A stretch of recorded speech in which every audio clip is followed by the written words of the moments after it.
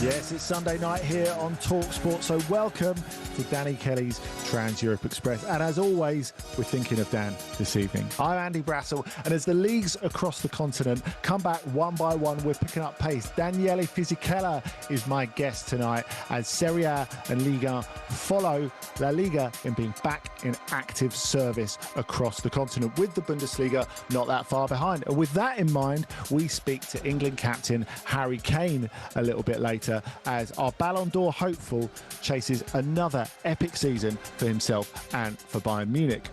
We'll keep you up to date with all of the big games that are happening live tonight, of course, as they start popping up. It's a busy programme on this Sunday night. We hear from Din Vickery, who follows us back after a week's absence. How did we manage without him?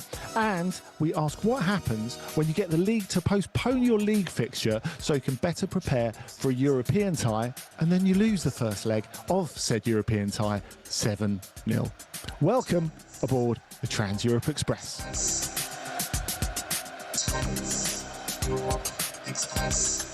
Good evening, Daniele. How are we? Hi, Andy. Good evening. I'm very well. Finally, football, calcio is back. Not only calcio, of course. It has been, for me at least, a summer of prolonged withdrawal. You can understand why. But yeah, finally, we are back. I'm glad you mentioned that, and not me. I think you may have commented earlier, for those of watching us on YouTube, the top that you're wearing is a magnificent Italy tracksuit top. It's probably from about the last time that Italy were in a major competition. Is that correct? It actually is earlier than that. Okay. That is from Euro 1996. You wonder how does it fit me? Well, I was either a massive boy or they were making clothes very, very big back on those days. I have a similar thing. I have that Netherlands Euro 88 shirt. It's my most treasured shirt that my Dutch godparents bought for me. And I guess they must have bought it in a sale because it was quite big on me as a kid. And it fits me perfectly now. So that's nice. Perfect. Not that I'd ever wear it because, of course, it's far too precious.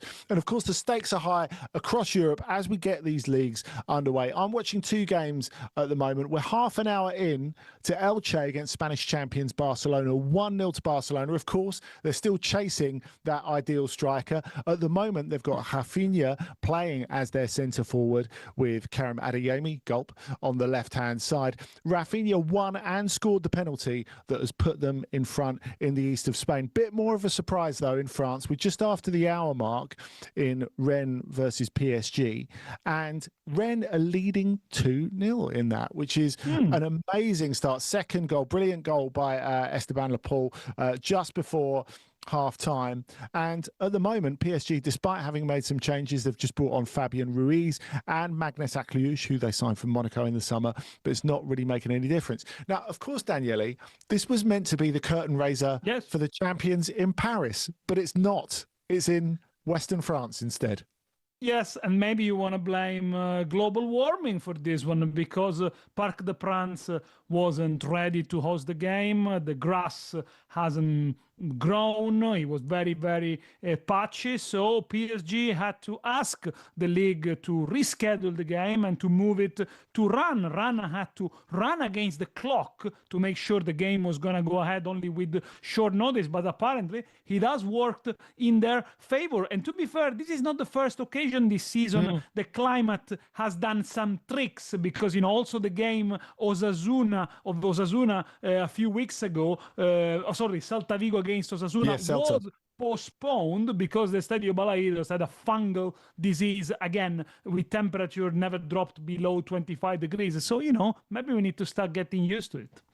Yeah, perhaps more artificial pitches in the future, perhaps. Who knows? We'll have to wait and see. But yeah, it's really worked for Rennes at the moment. The next battle between Rennes and PSG will be in front of the authorities, because what Rennes are saying is because they did PSG a favour by taking this game at the last minute, having their home game instead of an away game at the last minute. They didn't have an opportunity to sell tickets at normal prices. It was difficult to organise policing, stewarding, catering, all that sort of stuff. And they believe that the league rules mean that they keep their home game later in the season. So basically, they'll play PSG at home twice. PSG are not having that.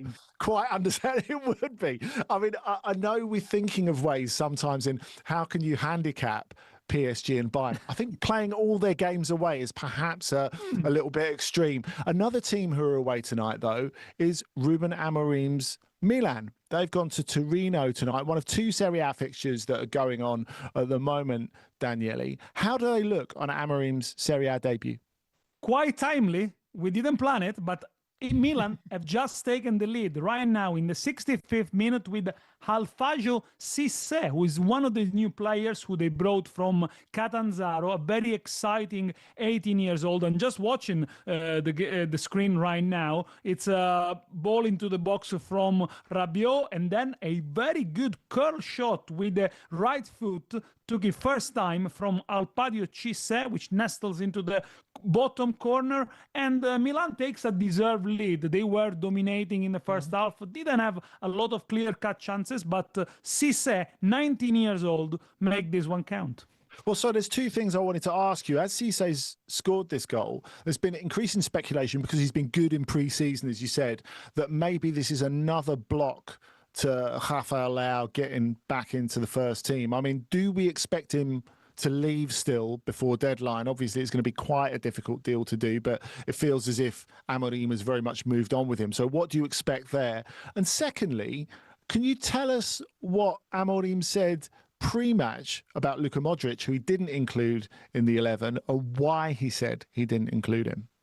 On Rafa Leao, Amorim said that he wasn't ready, he wasn't fit. We know that Milan have asked in the region of 50 million euros, and there's no club in Europe at the moment that is quite ready to pay that fee for Rafa Leao. And by the way, Milan have also signed Moreira from Strasbourg, who plays exactly in that position. So there is competition.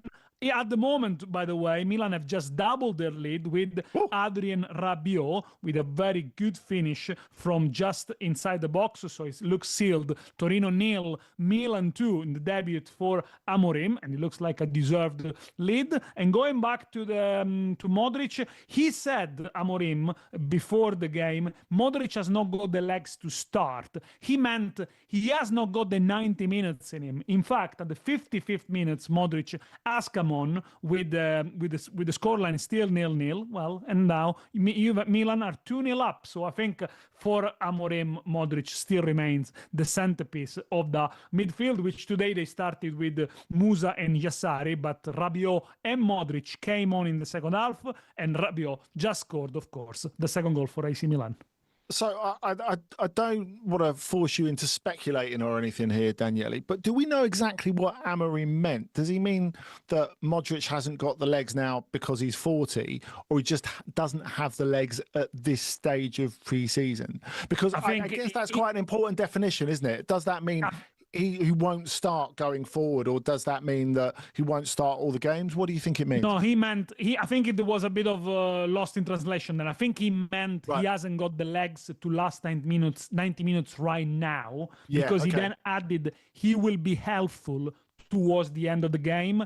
And he has come on the 55th minute, so it's quite a big chunk of the game. We're looking at over 40 minutes. So obviously, Modric being at the World Cup, being 41-year-old, he needed just to be phased in. But I would imagine him to start the vast majority of the Serie A game. They'll have to manage him very carefully. Last season, until Modric was in good form, Milan were only lost one of the first 25 games. And then, as his condition kind of went a bit off the cliff, so did Milan's results.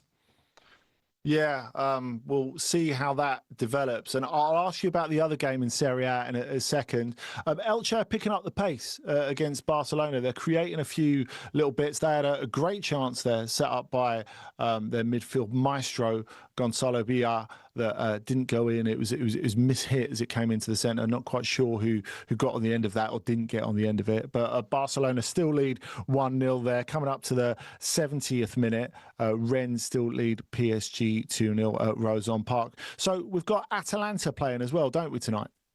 Yeah, Maurizio Sarri's Atalanta 2-1 at the moment over Sassuolo. Opened the scoring after 6 minutes with Raspadori. Then Sassuolo grew into the game. Carnesecchi, the goalkeeper of Atalanta, produced a couple of fine saves. At the beginning of the second half, a debutant, Odenthal, scored a scrappy goal for Sassuolo. Sassuolo looked the better side, but then against the run of play, Nikola Krstovic, the centre forward of Atalanta, scored the second goal. Now 20 minutes to go for Atalanta, still looking, of course, for the first win of the season under Maurizio Sarri, under a new manager, under a new system, because for the first time in 9 years, they don't play with a back three, and on Thursday, they played only a 0-0 against Hapoel Tel Aviv in the Conference League. So, already Atalanta need the result next week, of course, if they want to continue in Europe, but so far, they are winning in the debut. Yeah, all changed there as well. Their sporting director, Tony D'Amico, who's close to Gianpiero Gasperini, he's gone to Roma as well, hasn't he? So I guess it's interesting to know how well they've bought and sold in recent years. Will they be able to continue that Atalanta under new management? Yes, I think they are continuing to try to do that sort of business. This season, they haven't sold anyone for big money, but because they didn't need to, really. In the previous seasons, if you just look at the likes of Ademola Lookman and Team Koopmeiners, they've recouped way above what they invested. They got one of the best youth system in Italy, so they churn out players all the time. They got a deep squad, I do feel, and they're still trying to add a couple of wingers to give Sarri really the ammunition to play the 4-3-3. But what is more interesting is the change in philosophy. We have already seen an Atalanta that play less direct and more with ball circulation, but it could be a little bit stale sometimes, so I think it needs time to bed in. But yeah, of course they need a positive results, and tonight perhaps undeservedly, but so far they are getting it. Yeah, and we've got a big goal in France, actually, before we go to a break. Ferran Torres has come on to make his debut for PSG. He's pulled one back. It's now Rennes 2, PSG 1. The man who scored the winner in the World Cup final is doing it all over again as he starts his new odyssey in France. Talking of big players making moves, we will be speaking to a man who's been out in Turkey watching Mo Salah make his home debut for talkSPORT this week here on talkSPORT.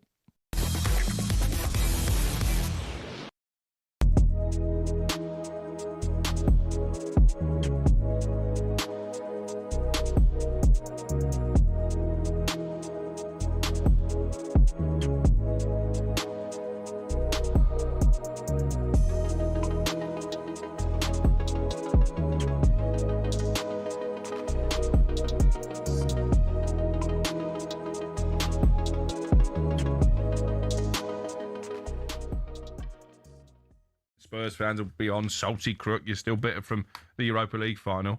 I just think they've overspent Tottenham. I think they've gone a bit mad in the market. Talking of which, hello, Kate. Hello, guys. Hello, Kate. Oh, we've missed you, Kate. How are you? I'm good. How are you? Good to speak to you, Sam. Nice to speak to you. What about me and Crookie, Kate? Oh, Gabby, it's not fair. Nothing's fair. It's not fair. That's a good accent, that is. I have never heard in all my years of being a Tottenham fan such salty, crying, pathetic whining from Villa fans as I have at this moment. Your owners, Gabby, have got the opportunity to do what Tottenham have done. Why not build a big stadium? You've got, I think, as far as I know, you've got a piece of kind of parkland near Villa Park. I like the heritage that Villa Park has got, to be honest. Well, you can't have your Well, cake then and you're eat never it. going to be a big club. You can't have it all, Gabby. I think Villa are a bigger club than Spurs. Come on, let's not get silly now. I'm just laughing at you. You're so funny. We finished 17th and we made 187 million more revenue overall than you in 24-25. That's because Beyonce loves to come to the Spurs Stadium for gigs. Yeah, but it doesn't matter how you make the money. It's about making the money. I love By the way, Beyonce to come to Villa Park. Aston Villa, by the way, did a load of concerts to try and raise revenue themselves. They did that, actually, over the course of the last couple of years, which is great for them. I agree. But they do need to invest in the infrastructure around Of Villa course. Park, which is going to take they time. do. Do you have to just understand that that is going to be the case?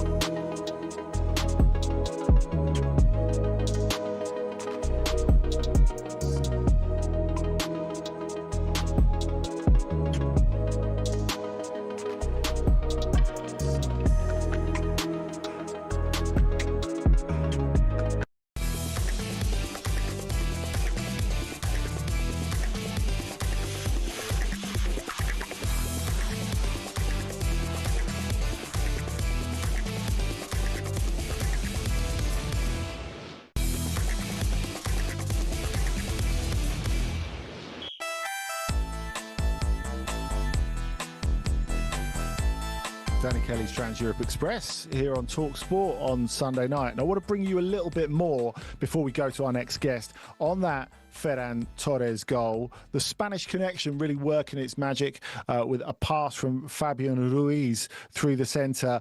Controlled first time by Ferran, and he just nutmegged Brice Samba to make it 2-1. Something did pop up, actually, Daniele, on the screen after that, saying, you have the live win percentages. It said, with 17 minutes plus stoppage time still to go and PSG having pulled it back to 1-2, that Rennes still had a 59% chance of winning the game. I'm not saying AI has never watched them before, but it seems a bit generous to me.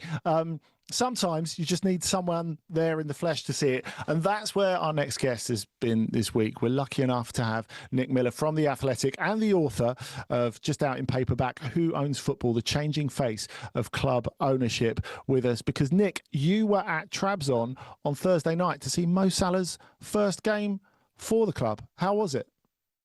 It was an extraordinary experience, really. I don't think I've ever seen or experienced firsthand a club, a city, really welcoming a single player like that. I mean, I was speaking to a couple of fans, and one of them, I asked one of them, is Salah the biggest player that Trabzonspor have ever signed? And he said no, and there was he very theatrically, a bit of a dramatic pause before he said no. He's the biggest player that any Turkish team has ever signed, and he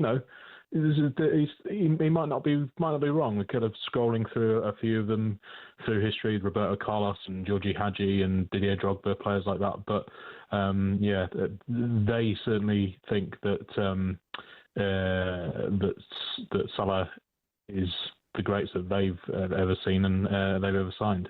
I haven't seen any other signing greeted by a camel, which is what happened here. Just walking up, I was just wandering up to the stadium, walk from getting out of the taxi, and there was a guy on a camel there in full kind of classic Egyptian headgear, just making Mohamed Salah feel at home. I mean, it sort of reminds me of when Sachin Tendulkar signed for Yorkshire, and they literally gave him a pint of bitter in one hand and a whippet in the other, didn't they? But I noticed, Nick, that it was a bit of a dry night for Salah that night. No pun intended. They lost to Ferencvaros. Of course, they had the second leg if they want to get in the Europa League. If they don't get in the Europa League, they'll be one of the absolute favourites for the Conference League. There's no doubt about that. But he did score twice today, a little bit like Maradona in Mexico City. One shambolic goal and one absolutely brilliant one that I think Liverpool fans will have been very, very familiar with. He seems to have got to the pace of the game quite quickly. Yeah, I mean, it was a funny one on Thursday night. It felt like, for the first half at least, it felt like, if you're in a room or you're at a party somewhere and someone quite famous is there, everyone's kind of got half an eye on the famous person, and you don't quite act like you usually would around normal people. It felt like the Trabzonspor team were playing like that with Salah. Like they were, whenever anyone had the ball, they were sort of, right, okay, where's Salah? Got to pass to him, and there was a couple of ludicrous occasions where there were his colleagues in very obviously better positions, but they looked for Salah anyway.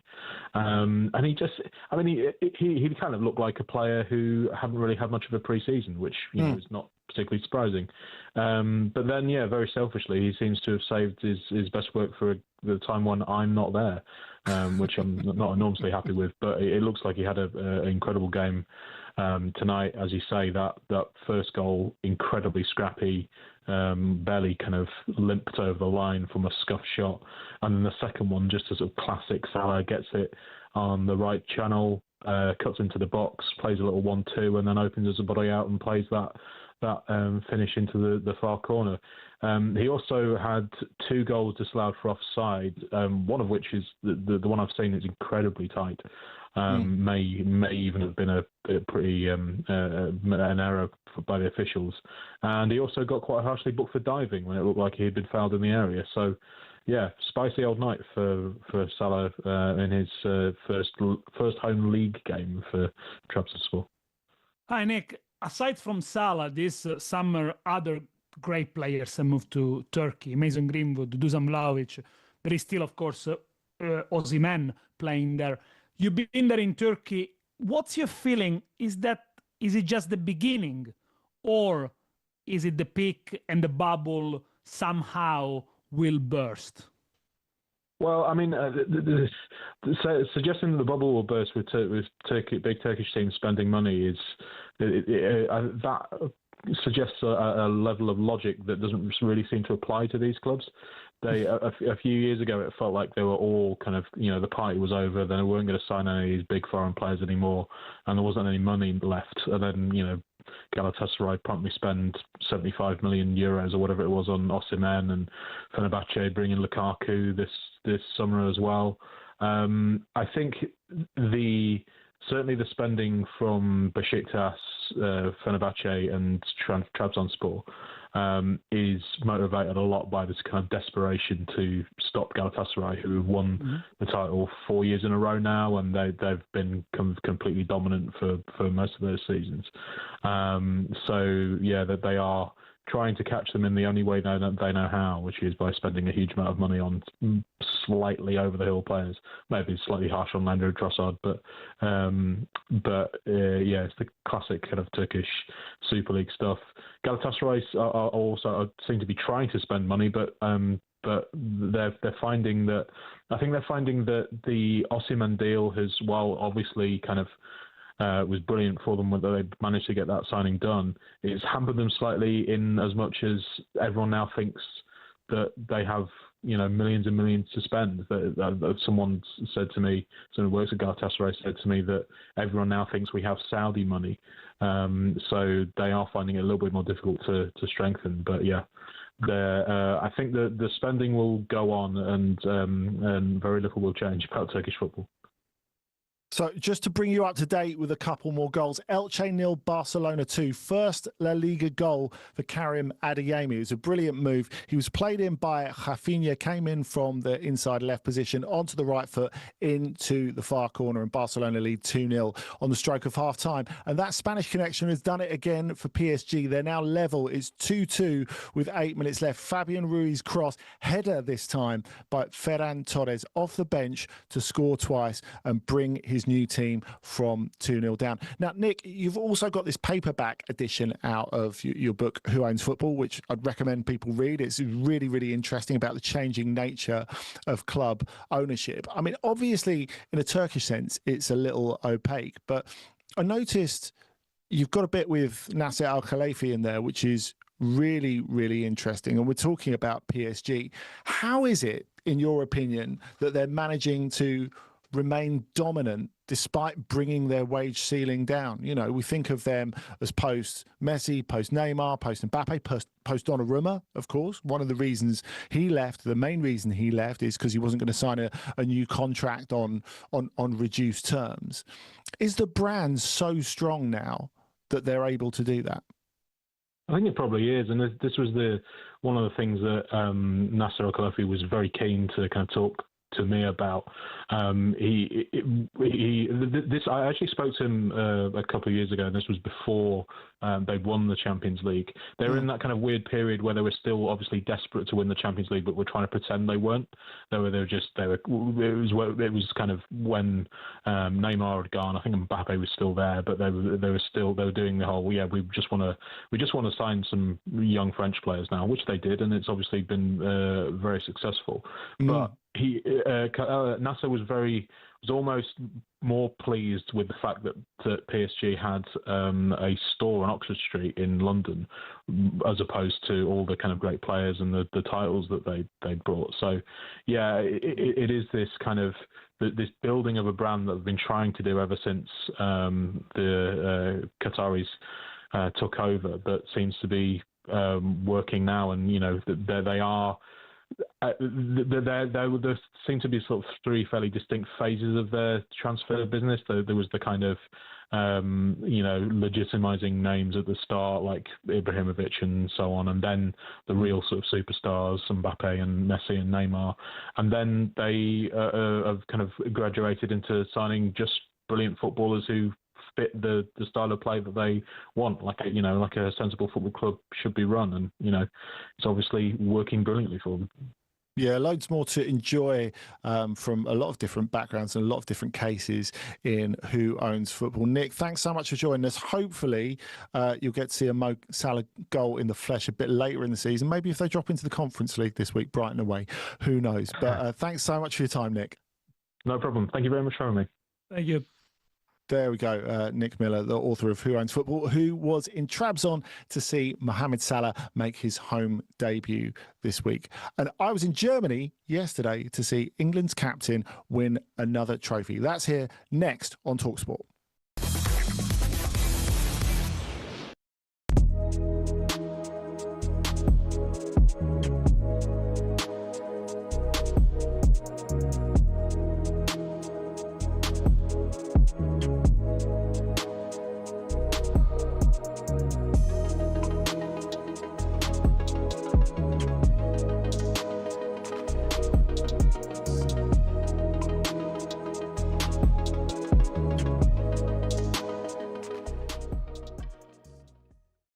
Hi, boys. How you doing? Yeah, very good. Good to have you on. What do you want to say? I just want to say this stinky Arsenal chat from you boys this morning is nothing short of comical.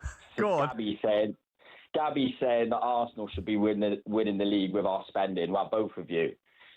You know, recruitment's a big part of it. Look at the likes of City. Well, not City, but likes of Chelsea, United. They've spent loads of money. It's not a given that you're going to win the league. I think we've proven, you know, the culture Arteta's built alongside getting the right recruitment, bringing Berta in. You know, it's impressive. Yeah. So you don't think the money that you spent, you should be winning the Premier League? I don't think it's got anything to do with the money. I think it's got to do with the quality. You know what? I think the quality of your squad is so good that you should be winning the league. It costs a lot of money. Definitely. I agree. And that says more about the recruitment than just pure spending. Obviously, pure spending comes into it, but it doesn't mean that it's a given that we're going to win the league. Or I think we will win the league, but it isn't just as simple as saying we should be winning it. Arteta's not that good of a manager because of the spending. Who said that? Disagree with that. Well, that's what the sort of the signs I was getting from Gabby before. It was sort of like he should be winning the league.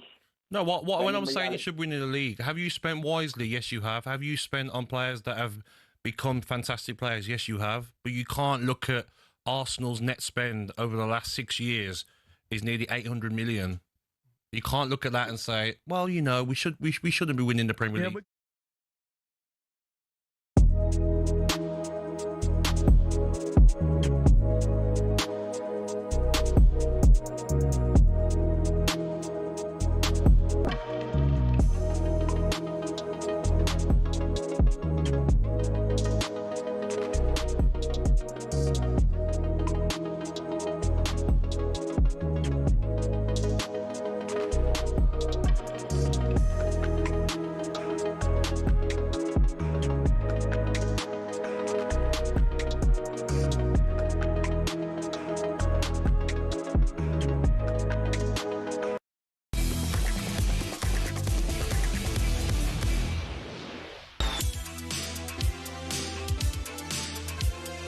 talkSPORT Breakfast returns tomorrow morning from 6 a.m. as Jeff Stelling and Ali McCoist are joined by former Liverpool and Newcastle striker Michael Owen in the studio as they will be looking back over the opening weekend of the Premier League and probably between the clash between Michael Owen's two former clubs today, which was pretty exciting. That's talkSPORT Breakfast from 6 a.m. tomorrow morning with Jeff Stelling and Ali McCoist. You won't want to miss it.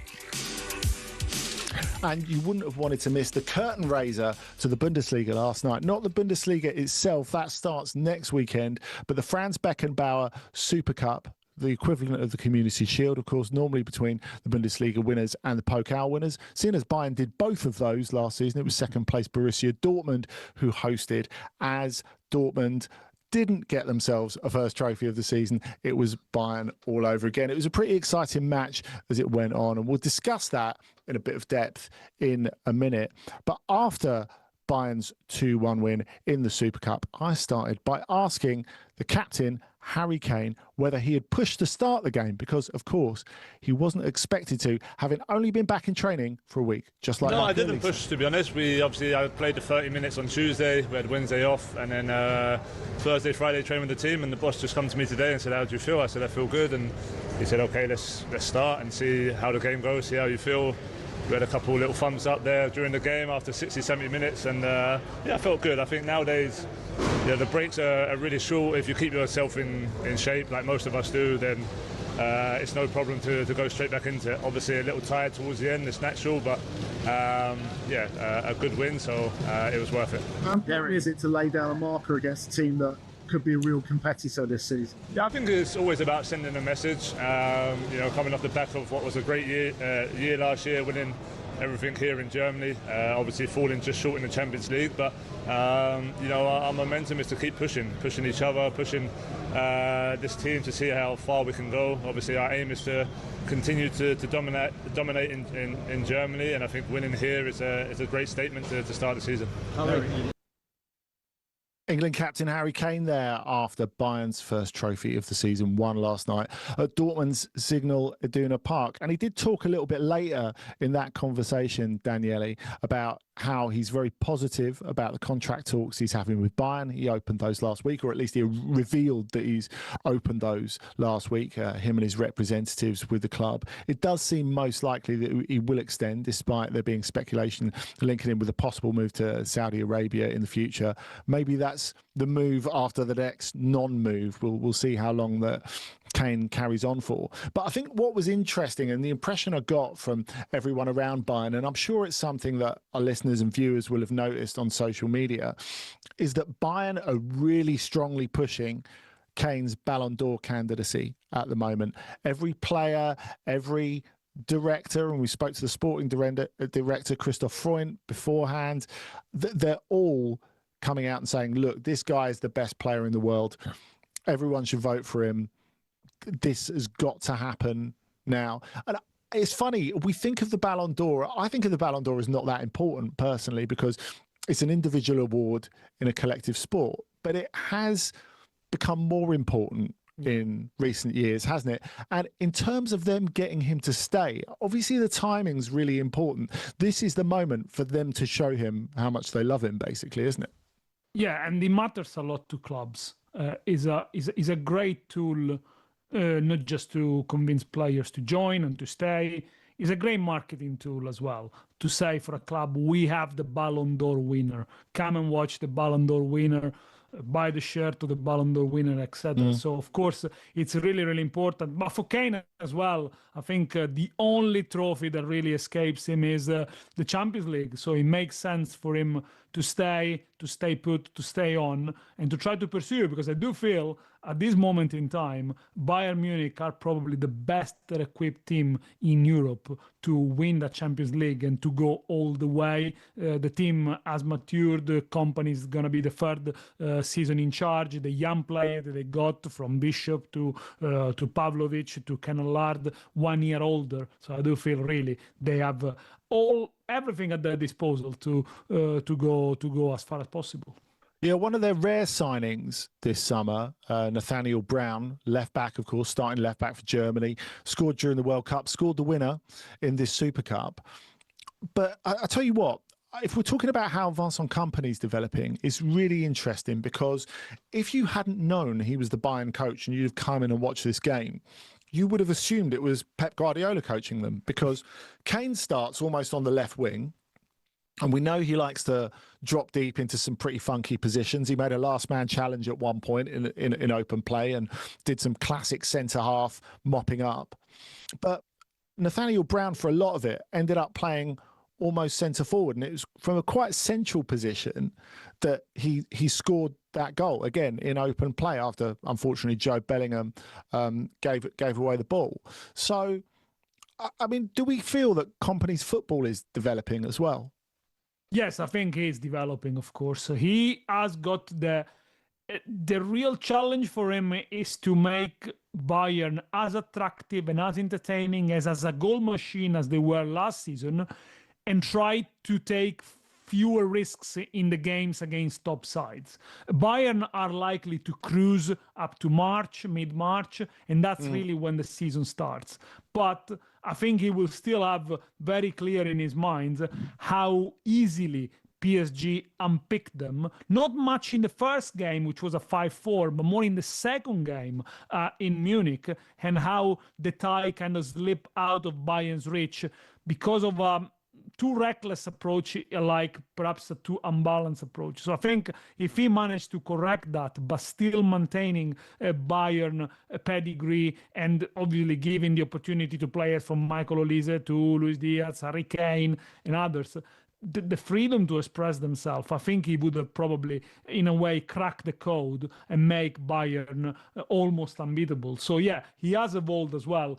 First season, Bayern were taking far more risks as well, and now they have become, I think, much more tactically savvy. I think there is one more step that they need to take, but yeah, first season in charge, probably that is gonna be what's gonna define Kompany in a way. I think you know.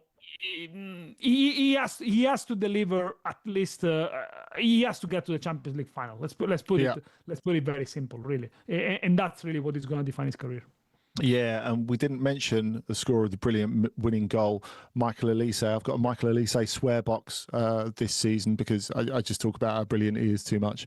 So I'm not going to do that. We're going to head on to Dortmund after we tell you that the full-time whistle has gone in Brittany. Rennes 2, Paris Saint-Germain 2. After a tumultuous couple of days leading up to that fixture, Ferran Torres saving the champions with that brace after coming on, both set up by his international teammate Fabian Ruiz.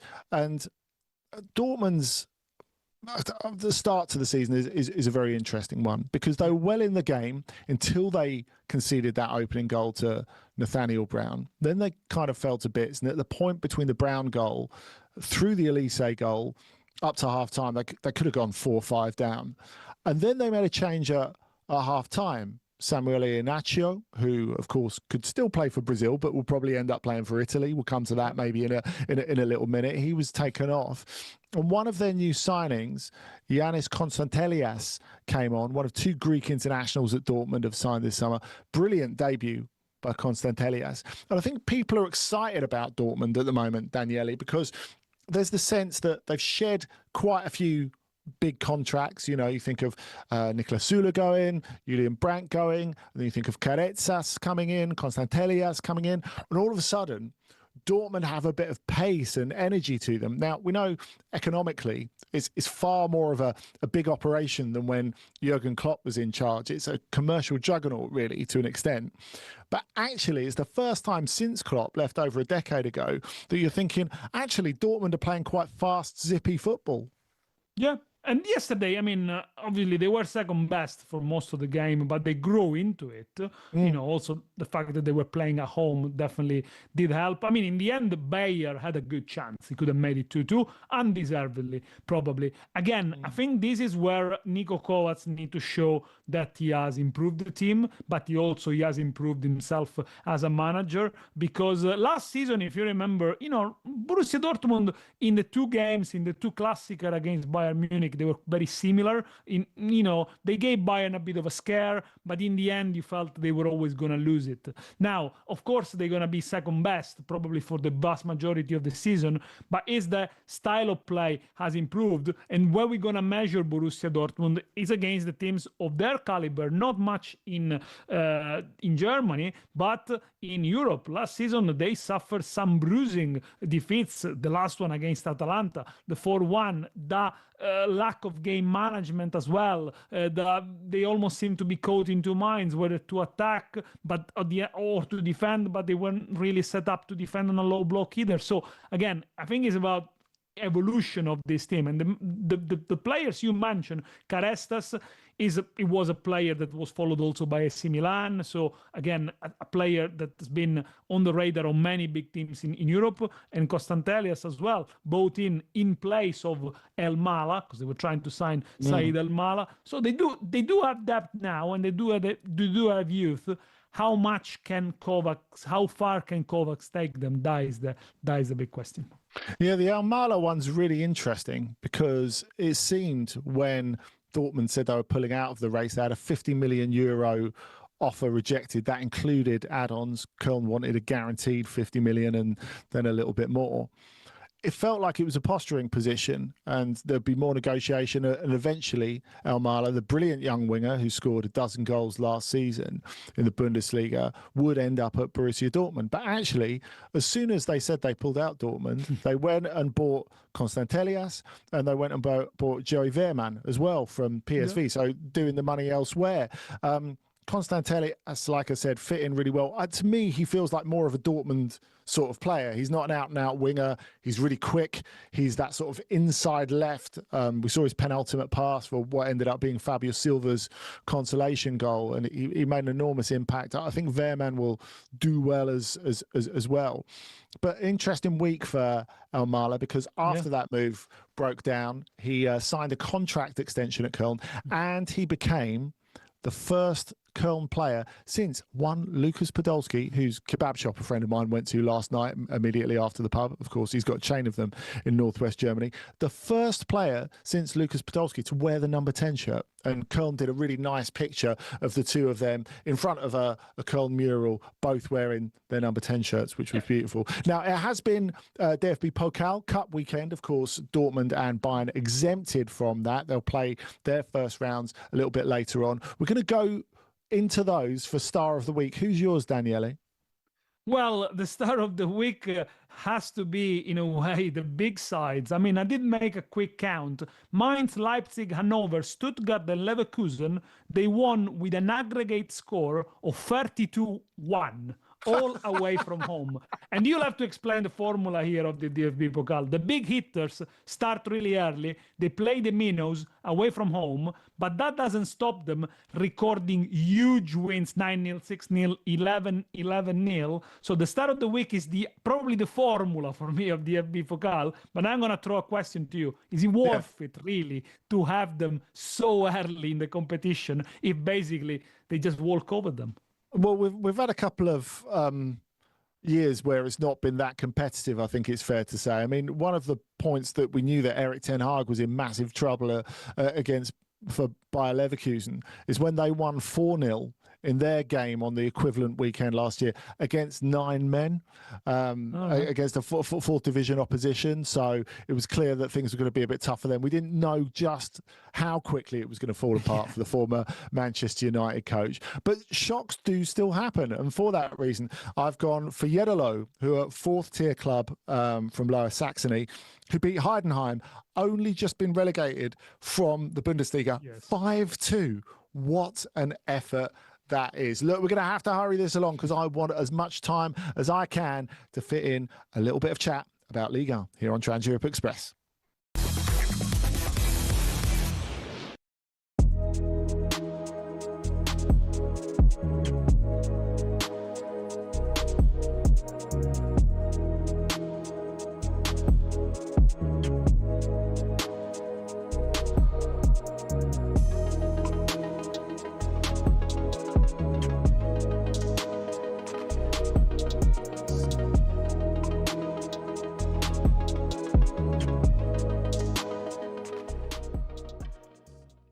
Danny, when you look at it, United in that fairly congested midfield area, say Baliba comes through the door, Tielemans is there, Santos, Mainu, Bruno Fernandes. Well, it's going to be a mighty old force in midfield, is it not? It looks a very strong group of players, all giving little different parts of what you want. A far cry, really, from what we've seen over the last couple of years. United struggling in midfield areas. And I think we're talking about one of the biggest clubs in the world. They'll be looking to try and compete for the Premier League and the Champions League in the next couple of years. Of course they will. That's the aim of a club like Manchester United. So you need at least 5, when you think about it, in the middle of the park who are going to be pushing each other, especially if they play a 3. You know, Bruno's probably the one standout, you say, in all the big games he's going to play. Yeah. He's got great durability anyway, and he's the game changer, the match winner, the creative force, the goals. I would imagine for me, out of the others, I mean, Santos, Baliba, both young lads, both got more to come. Tielemans is more rounded, more ready to take that on. I think Tielemans has Where's it leave Mainu? A lot of people asking me to ask you that. Well, and what's your ideal starting 3? I think that would depend a lot on where they're at when they come in and how they adapt to the pressure and expectation of being at Man United, because that's never easy. I think initially he might go Tielemans, Bruno and Mainu, because Mainu knows what the manager wants already. I think Baliba will become one of the main men.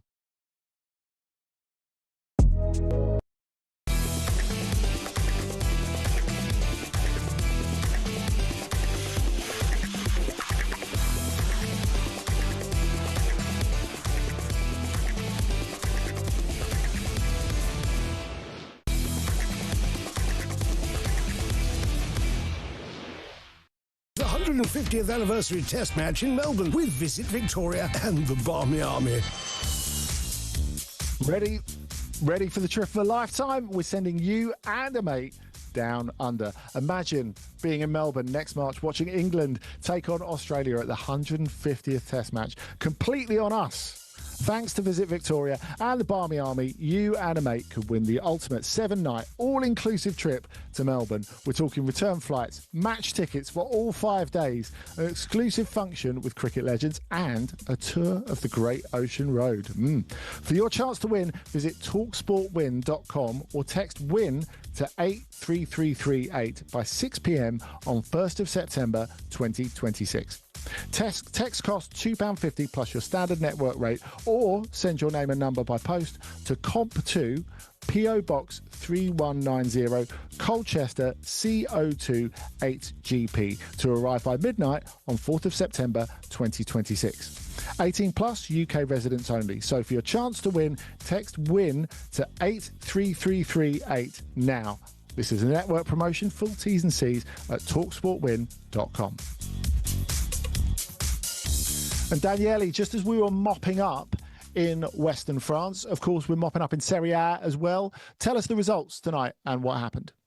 Two lively games. Milan starts with a win in Amorim's first game in charge, 2-1 against Torino, all in the second half. Alfagio Cissé, the 19 years old, opened the scoring. Then Rabiot doubles it for Milan, and Che Adams pulled one back. A spectacular volley, but not enough for Torino. And Atalanta wins 2-1 against Sassuolo. First half 1-0 thanks to Raspadori. Then in the second half, first Sassuolo equalized. Nikola Krstovic, 2-1 for Atalanta. 3 points also for Maurizio Sarri.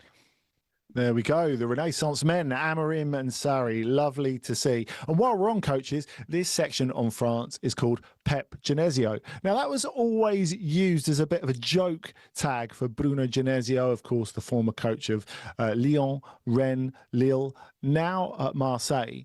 But he was always disparagingly connected to Pep Guardiola. I always thought that was massively disrespectful because he always commanded the respect and the loyalty of the big players at Lyon, the guys who came through like Lacazette and Titi, Tolisso, Fekir, all those guys. He did so well to get Rennes to where they were, playing great football all the time, by the way. And the same at Lille, got them into the Champions League before he left last season. Now, you think that Marseille is a step up from Lille. Having said that, we know that they're under heavy FFP manners from UEFA, that they're being forced to sell left and right. And he said, actually, after their game on Friday night against Strasbourg, that they'll probably sell between 3 and 5 more before the end of the transfer window. So it's a really weird old atmosphere around this game against Strasbourg. But yet they won really comfortably, 4-0. Probably because they face a team that is more in disarray than them. We're going to talk about that Strasbourg in a minute. But it was a good win, yeah, for a team that has lost Mason Greenwood, Pierre-Emerick Aubameyang, Facundo Medina. Probably Højbjerg is going to leave as well at the end of this transfer window. To win 4-0 is a very good, is a step in the right direction, at least. Of course, they have been warned already by UEFA. They cannot make any more signings at the moment. They're still allowed to play in the Europa League. But credit to Marseille for being able to attract one of the best managers that they could possibly attract, after, going from Roberto De Zerbi and previously Igor Tudor, who had a good spell at Marseille, despite what happened later in his career. So now with Bruno Genesio, again, there is no expectation, I feel, for Marseille to do anything above finishing the top 6, top 7, perhaps this season. So repeating what they've done last season, and maybe that could help the environment overall. But yeah, good win in the first match day, of course, against Strasbourg. That they look a shadow of the team that has been last season. Yeah, I wonder if Bluco will step in if it gets much worse. But from the Genesio side, honestly, I feel he's a huge upgrade on the last couple of Marseille managers. I'm sure the phone lines would be buzzing with people disagreeing with me were it not for Tottenham's result at Brentford yesterday. Good managing as well from Paulo Fonseca, a former Milan coach, of course, in charge of Lyon now. And with them between the two legs against Fenerbahce in the Champions League playoffs, they asked for their first Ligue 1 game of the season against Toulouse, to be cancelled. The LFP said no, which of course they didn't. Because they're not PSG. PSG. Yeah, I think that's it, basically. So Fonseca, whether it be to protect his players or make a point, changed all 11 of them for the game at Toulouse, and they still came out with a 2-0 win, which shows that Lyon have more of a squad than I guess a lot of people thought. But you know what, Daniele, we're running short of time, so I know you want to get onto Lille. 2-0 victors at Angers today, despite the fact that Ayoub Bouyadi is just about to join Manchester City. Arguably, this isn't the biggest personnel problem for them. Not really, but they got a few. And obviously, when you're going to lose a player, he's 18 years old, but of that caliber, £400 million, yes, it's a huge gain. And Lille have been a selling club in the recent years. But, to lose him 7 days before the end of the transfer window for a team that needs to play in the Champions League, thanks to finish third last season, with a new manager, by the way, Davide Ancelotti, first assignment in Europe after managing Botafogo for a couple of months. This looks difficult. It's a good win, of course, for them. It's a good result, but they also will probably set to lose Matthias Fernandez Pardo, the Belgian. He had interest from Leipzig, other Premier League clubs as well. He's been suspended by the club because he refused to play against Everton. So again, for Ancelotti, a junior manager, if you like, quite a task in his hand. And again, he goes to reinforce the idea that whereas PSG is strengthening, the majority of the clubs in Ligue 1, apart from Rennes probably, they're basically playing survival. They're playing catch-up rather than competing. They cannot rely anymore on the TV rights. The finances have dried up. So, it needs to be really, really creative to try and find the talent. And, it probably dies the situation of Lille. So, who's your star of the week? Well, my star of the week is Olivier Giroud, the 40 years young Olivier Giroud, who started, of course, for Lille. He will be 40 at the end of September. Scored the first goal in that important win for Davide Ancelotti. So a bit of a Milan connection there. Davide Ancelotti, son of Carletto, Giroud, played for Milan when they won the last Scudetto. Here you go. He scored in the first game. Yeah, MFP should go on strike more often. I think my star of the week is Ian Cathro, of course, the Scottish coach of Saint-Etienne, has had a brilliant start to his career there, winning all his games so far as they seek to get back up to the top flight. And a marvellous moment this week when he broke off his press conference to FaceTime his little girl. And he just turned around and said, you know what, it's her first day at school. Which I think is lovely. Something we can all relate to. That is the first hour of Trans Europe Express. We're back next with Mbappe Watch.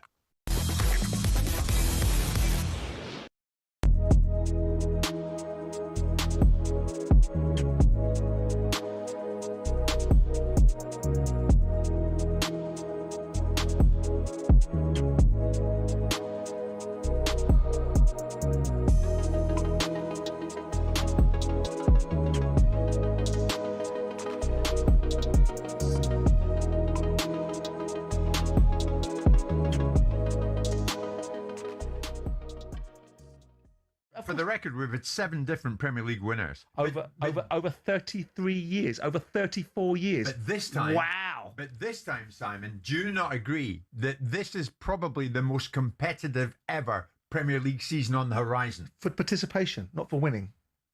You're going to be... One of the 4 clubs that has the biggest turnovers is going to win the league. Aston Villa are not going to win the league. Newcastle are not going to win the league. So how do you explain Leicester when they did it? A rare and absolute anomaly that was never allowed to happen again because all the big clubs sat on their hands, suddenly decided that they could all do things in a certain way, and they got caught with their pants down, even to the way that they allowed Leicester to play. Everybody knew how Leicester played. Drinkwater gets the ball, looks up, knocks it long for Vardy, and yet on the last game of the season they were doing the same thing, and teams were still playing the same way against them. So don't ask me how I explain that situation, but it's not going to be repeated, and it hasn't been repeated since, and that was now a decade ago. So who's won the league since then, and who won the league prior to that? So tell me straight, how many teams this time around do you feel can aspire to win the Premier League? 2, 3. But that doesn't mean the league's not competitive. The argument, why would you suggest that governance needs to be brought in to the most successful league that has been the commercially most successful league in the history of football? Why are you regulating it? What are you regulating it from? I understand what he's saying is that the Premier League clubs want some degree of control. They want governance. Yeah, they want good disciplines. They want good governance. They want good regulation. Is your regulation with the consequences of the way that clubs are suing one another now, the way that they're suing, the way that Man City have been hauled over the coals and been sat in abeyance for 2 years because you can't prosecute them properly, is that good governance and good regulation? Because to me, it doesn't look like it.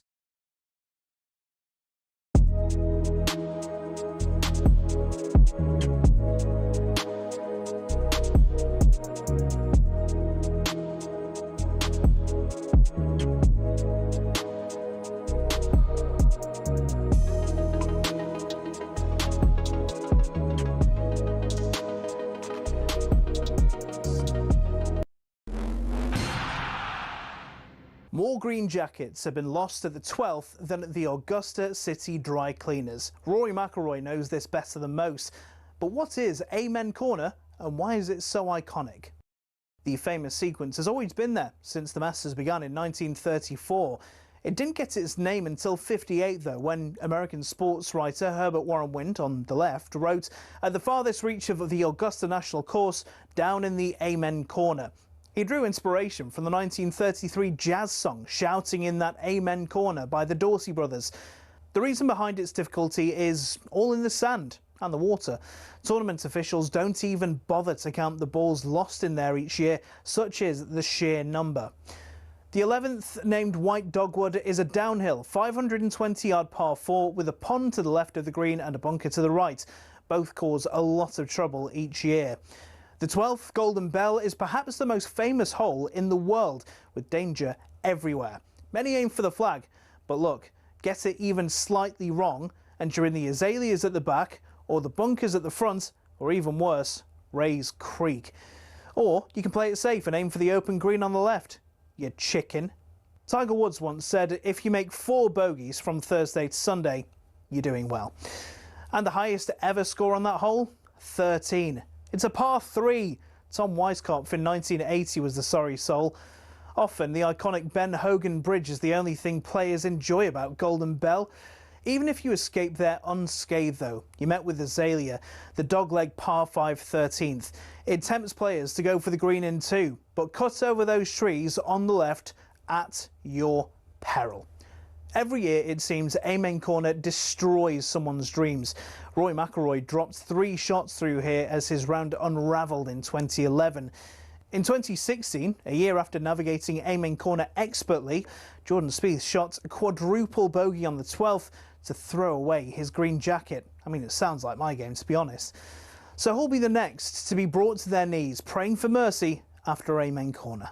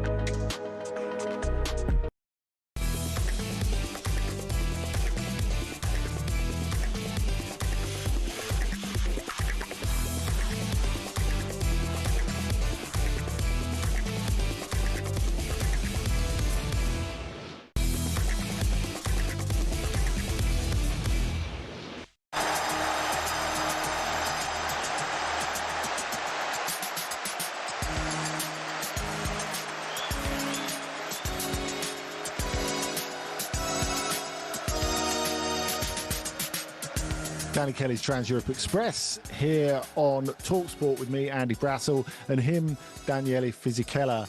And really, we should be saying buenas noches because we're going to be talking about Spain a little bit in the next little while. Good moment to do it because Barcelona have just gone 3-0 up at Elche in the 67th minute. And a big impact on his Barcelona La Liga debut for Anthony Gordon. Great burst down the left-hand side for him. Perfect pass to Rafinha onto the left foot, of course. You know the rest. 2 for Rafinha to add to that one in the first half from Karim Adeyemi as well. Elche 0, Barcelona 3. But we are going to be looking at the other big team in the next 15 minutes here in La Liga because it's time for this.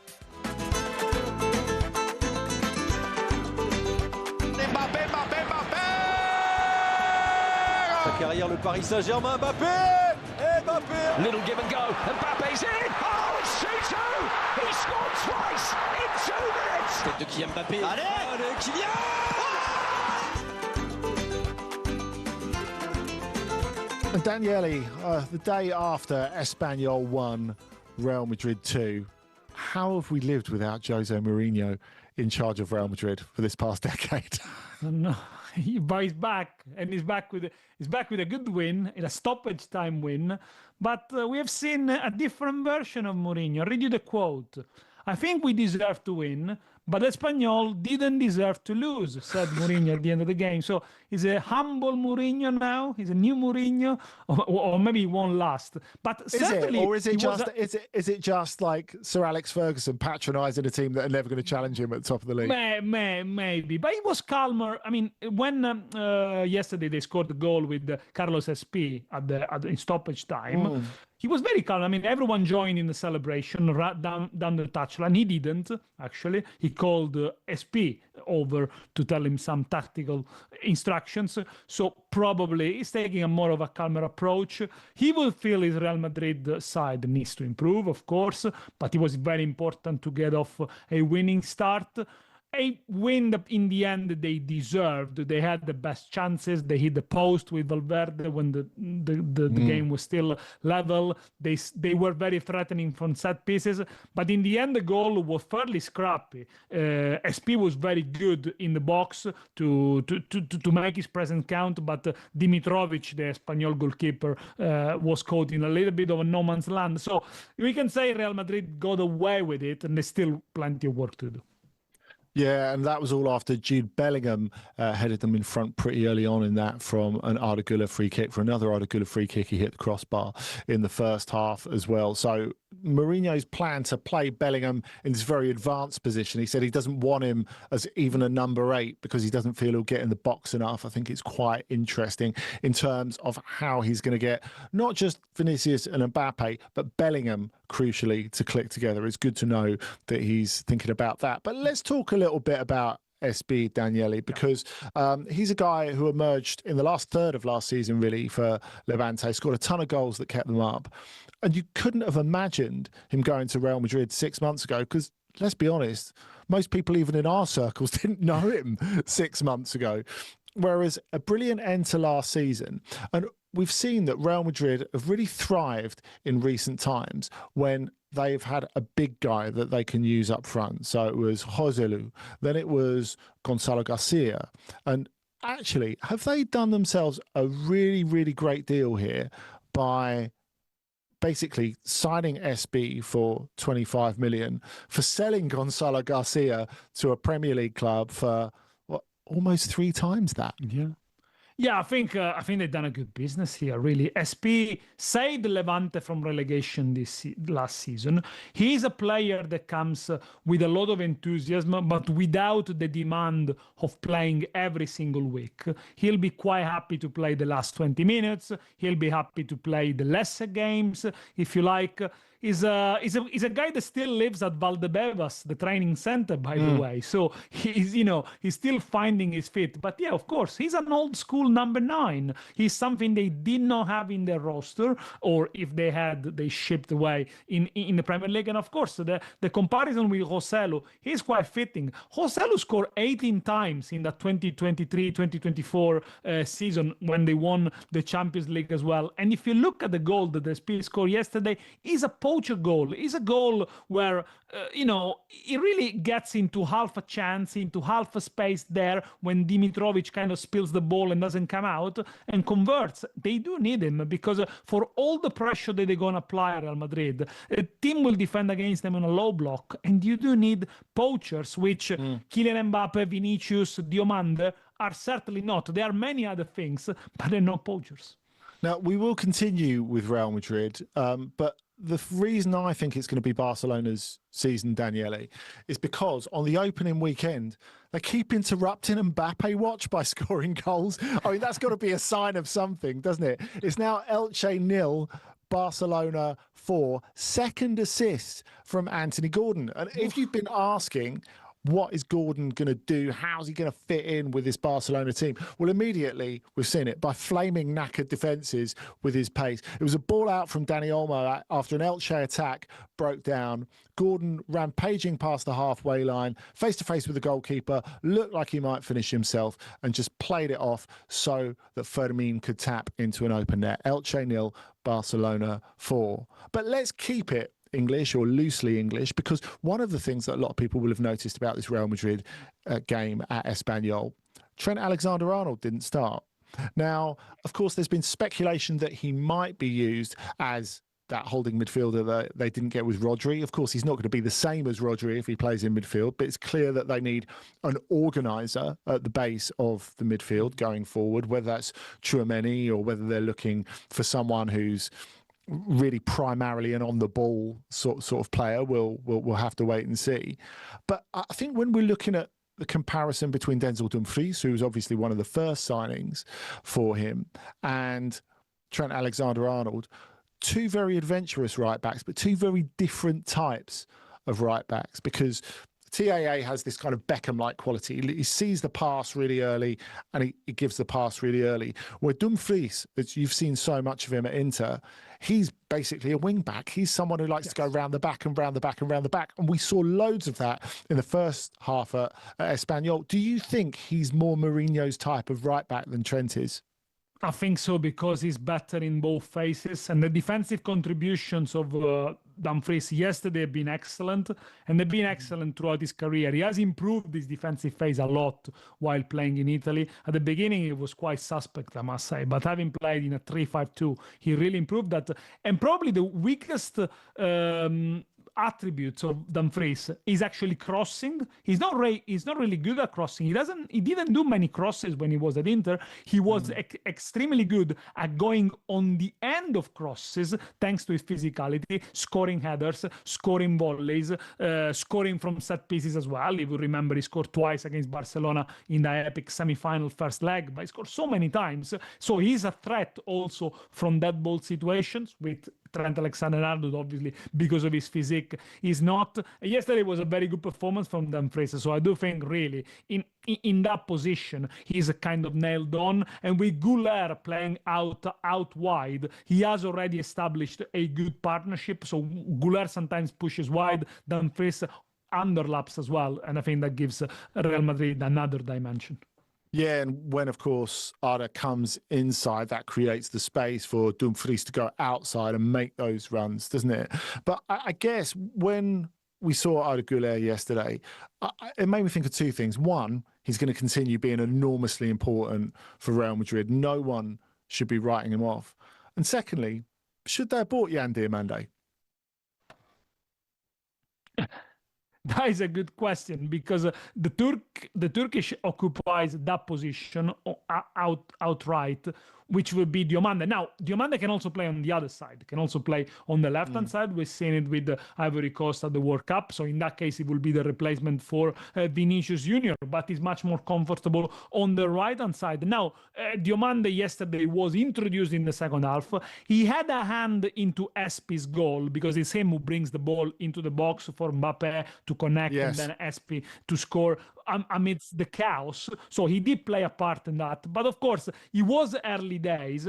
In order for Diomande to play alongside Goulart, alongside Bellingham, etc., Goulart will have to move centrally. But Mourinho, I'm not sure he would see him in a midfield pivot. So I think there will be a lot of rotations there. He will have players who will start games, and you will have finishers. But again, having somebody like Diomande coming on the last 30 minutes, it's quite a blessing as well. But of course, Diomande himself, he said he would die for Mourinho. He's ready to die for him. So probably he will be more keen to accept if he's not starting every single game. But let's see how this pan out, of course.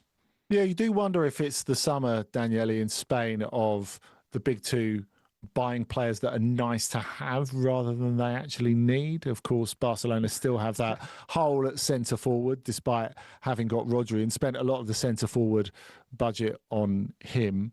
We'll be talking a little bit more about La Liga next. Of course, it doesn't look like Barcelona are particularly suffering without a centre forward at the moment. I wonder if we'll see Anthony Gordon playing there a little bit as the season goes on. But of course, we know there's one particular player who Barcelona have wanted all summer and a little bit before. We'll be talking about him next.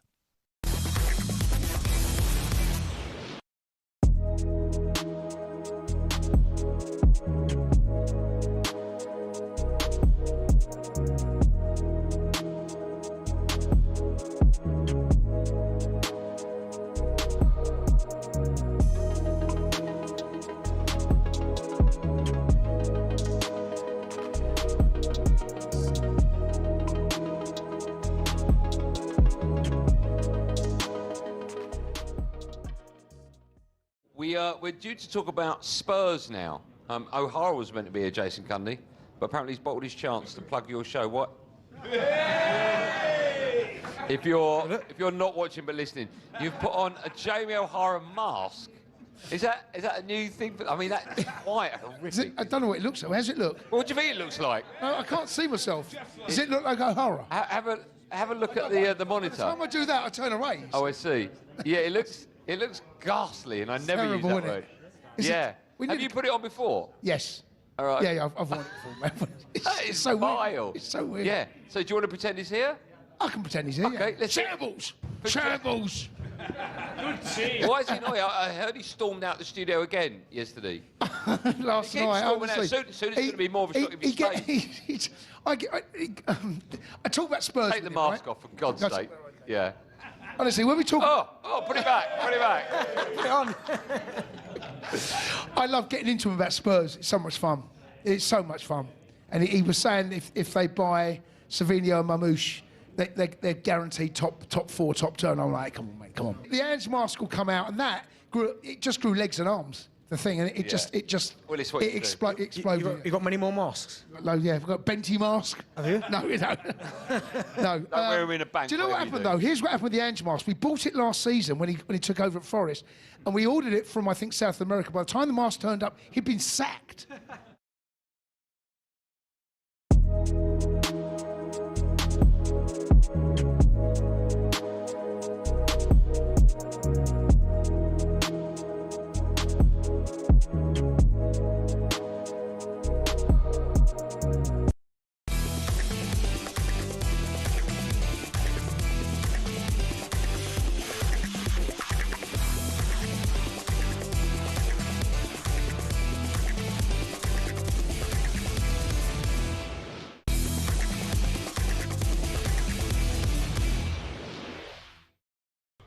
The 150th anniversary test match in Melbourne with Visit Victoria and the Barmy Army.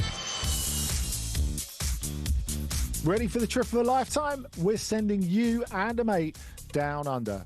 Thanks to Visit Victoria and the Barmy Army, you could be at the MCG watching England take on Australia at the 150th anniversary test match. We're talking 5-day match tickets, 7 nights hotel, an exclusive pre-match function with cricket legends, and a day trip to the Great Ocean Road with return flights and spending money included. Head to talksportwin.com right now to enter and for full T's and C's. Yeah, Barcelona still bothering the scorers as well. It is now Elche 0, Barcelona 5. Who needs a striker when you have Fermín López? Xavi Gaspar, the young left-back, coming in and providing the pass for the latest Fermín goal. Brilliantly controlled, slotted into the corner. Matías de Turo, the 39-year-old Elche goalkeeper, looks about 89 at the moment. Tough old night for him. And it's not over yet. We've still got 6 minutes plus stoppages to go there in eastern Spain. So a real statement from Barcelona. Of course, they've not been able to make the statement that they want in the transfer market, and that is why this section on La Liga is called Boozy Sunday Afternoon for Julian. Not because he's been on the beers, but there were a lot of boos, let's face it. Very, very strange end to the game between Atletico and Villarreal today. Atletico have started their La Liga season with 2 home games. They won 2-0 against Malaga on Wednesday night. They came back with only 10 men to get a draw in that game against Villarreal, the team that finished above them in La Liga last season. Giuliano Simeone scoring the equaliser in that. But when Julian Alvarez came on as substitute, well, it's quite hostile, wasn't it, Daniele? Yeah, to say the least. And he was hostile even during the warm-up. And then at the end of the game, when the Atletico Madrid players went to clap the fans, he left Julian Alvarez earlier. He went to the dressing room, so he didn't want to face the fans. And in the press conference, Diego Simeone, the manager, defended him, saying he was the club decision to tell him not to go and to clap the fans. So the atmosphere is hostile, and probably for the first time ever, at least since I remember, since Diego Simeone is the manager of Atletico Madrid, we have seen a fracture, a divide between the public, the spectators, and the team. We are used to see Atletico Madrid and its fans like a just one unit. We have seen Diego Simeone rallying the troops at the Wanda Metropolitano and at the previous stadiums as well. And now it is something really, really strange that they are desperate in a way to fix it. Simeone, the football director as well, Alemani, have said that Alvarez is not going anywhere. He's an Atletico Madrid player. He's going to stay with Atletico Madrid. But clearly the player doesn't want to stay. He's very upset. And if they don't manage to fix that environment or that relationship, I think some of the chemistry that has made Atletico Madrid so successful during the years might be lost. And while the beginning of the season is not negative, 4 points out of 2 games. Last season they only had 2 points after the first 3 games, so it's not bad. And you'll take a draw against Villarreal after all. I think it's more the deep down issues that they need to fix. Yeah, I think that's right. I mean, Atleti's such a family, isn't it, or a cult, depending on which way you look at it, that you're either all the way in or you're out, aren't you? And, he's not the first player that's been booed by Atletico fans. Remember the reception for Antoine Griezmann when he came back from Barcelona? And you're talking about a guy who went on to become the top scorer in the history of the club and universally loved by the fans. I mean, it was a real outpouring of emotion when he left at the end of last season. So I'm not sure it's completely unresolvable. I think it's interesting because really this is the first time that he's been back at the Metropolitano. Of course, he didn't play in the game against Malaga in the week, in which Kang-in Lee was brilliant on debut, scored the opening goal in that fantastic opening goal in Griezmann's old number 7 shirt, by the way. It's just really getting past that initial bit. I mean, I think it's possible that he stays beyond the transfer deadline because Barcelona just can't make that offer. It's not possible for them to do that. And Atletico aren't going to say, oh, well, this is slightly unpleasant, let's take a 50 million discount. It's just not going to happen.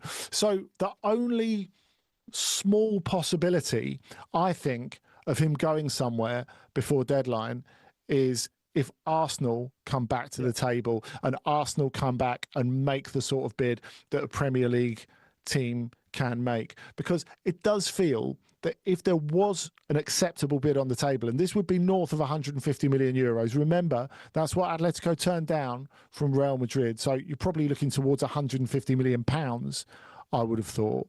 Then maybe the door opens, and then maybe Julian Alvarez, who wasn't interested in Arsenal as a move before because he was only interested in Barcelona, maybe he countenances that. Do you think it's a worthwhile deal for Arsenal? It would be a worthwhile deal, of course. But I think, to me, this is a sort of deal that doesn't get done in the last week of the transfer. It's a complicated one. There are too many movable parts, because obviously then Atletico Madrid needs to find a replacement. And in 5 days, 6 days, you're not going to find a like-for-like replacement. You're not going to find somebody as good as Julian Alvarez. It's very difficult to spend 150 million, even if you have them, in just 5 days. And also for Arsenal, I think this is something that needs to work out over the summer. Going back to the questions of strikers, Barcelona have tried to sign also Lautaro Martinez, who Inter have categorically said is not for sale. Was never happening. Was never happening. Was No, never it was happening. never happening. But for the same reasons, because you can't sell a player of that stature, in the case of Lautaro Martinez, the club captain as well, so late in the transfer. If it happens in May, June, I think he opens up the opportunity. But of course, for Atletico, they always said no to Barcelona. So again, it's out of the question. There are no any other leagues apart from Arsenal, but they'll have to be quite greedy, really, to want to add some. I mean, it would be a good deal for them. It would be an improvement on Victor Gyökeres for sure. But do they really need him? Or again, we go back to the point we make earlier. Is it just nice to have him, right? A bit of like Diomande, a bit like Rodri for Barcelona, for example. Yeah, I mean, obviously that's a huge part of transfers nowadays. Not necessarily is that the player that's taking us over the top, but is that player a commercial asset as well? I think that's a huge part of any signing. One team that doesn't have to worry about that, of course, is Sevilla, because they have absolutely no money. But what they do have is 2 wins out of 2 in La Liga. And in a day when Athletic Bilbao were being received back by the fans and receiving back their World Cup winners. Of course, Nico Williams came onto the pitch with the World Cup trophy, something that would have been, I think, more prickly a few years ago, sort of parading a Spanish World Cup in front of Basque fans.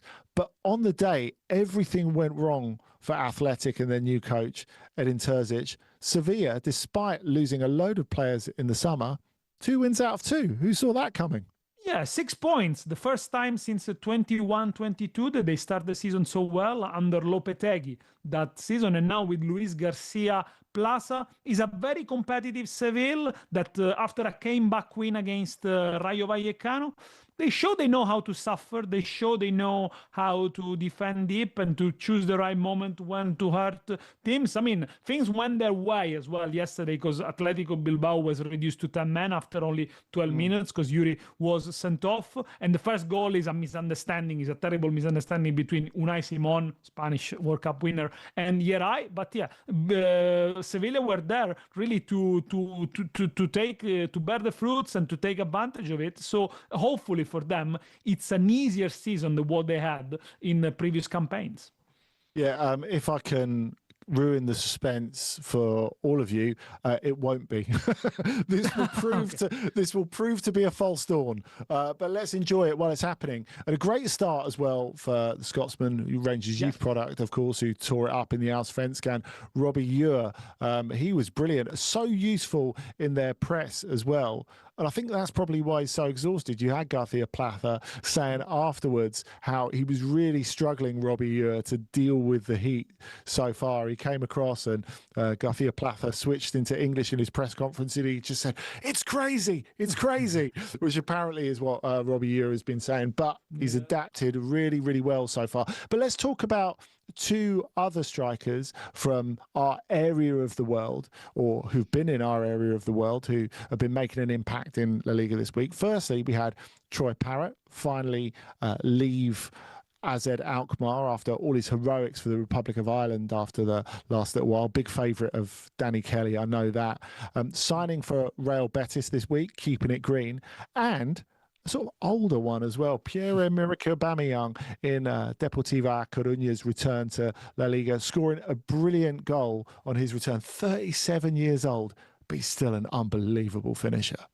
Oh yeah, he scored a brilliant goal for Deportivo La Coruña, and now he has scored in 4 out of the 5 leagues he played. He was very young when he played for AC Milan and didn't score there, but otherwise he has scored in every single country he has played for. So the 5 major leagues. So credit to Aubameyang, a bit of experience for a Deportivo La Coruña project that is very, very interesting as well, with an Italian sporting director there and the way they growed organically. Coming back to Troy Parrott, a 17 million euros move. That's quite big money, really, for Betis Seville, who do need another striker as they're preparing for their second ever campaign in the Champions League under Manuel Pellegrini, who himself admitted the team is absolutely the same, 99% the same as previous season. So it will be a big test, obviously, after finishing 5th in La Liga last season. But they started well, 1-0 victory against Real Sociedad. Parrott didn't play. He's probably going to play at Valencia on Tuesday. It was a good game, actually. The scoreline was deceptive. Probably Real Sociedad would deserve at least a goal there. But yeah, Betis Sevilla home. At home they do play in La Cartuja because the stadium is being refurbished. But yeah, they seem like they make a home out of La Cartuja, so that's where they're gonna host the Champions League. Yeah, while we're on strikers, my star of the week is going to be Mariano Diaz, or as his coach at Alaves, Quique Sanchez Flores, called him this week, Mariano Nazario, which I thought was quite nice. So if we look at it, after his equaliser this week away at Rayo, which got them a late point, Alaves, and of course they'll be one of those teams in and around it at the bottom, Mariano has got 2 goals and 2 assists in, wait for it, 61 minutes of action so far this season. 33 years old now. And as Quique said, look, if he'd been playing at this sort of level for the past couple of years, he wouldn't be playing for us in a million years. And who can argue? Who's yours? Mine is Rodrigo Riquelme of Betis, a 26-year-old, probably scored the best goal of the weekend. Great connection, great volley with the left foot. He's right-footed, by the way. And the assist from Cucho is delicious, and that gave Betis the 1-0 win against Real Sociedad on a Friday night. Daniele, it's time to get out the carver because we're going to Serie A next.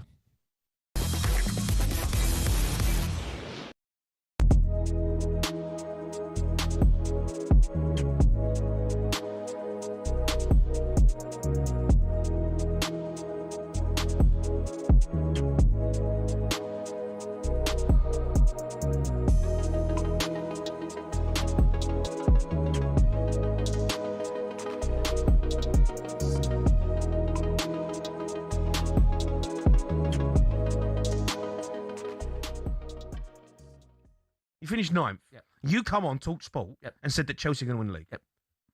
Who's the idiot? We've got a manager that knows how to win a league. No. Who's the idiot? Won the Bundesliga. I don't care. Who's the idiot? What's the Spursy one?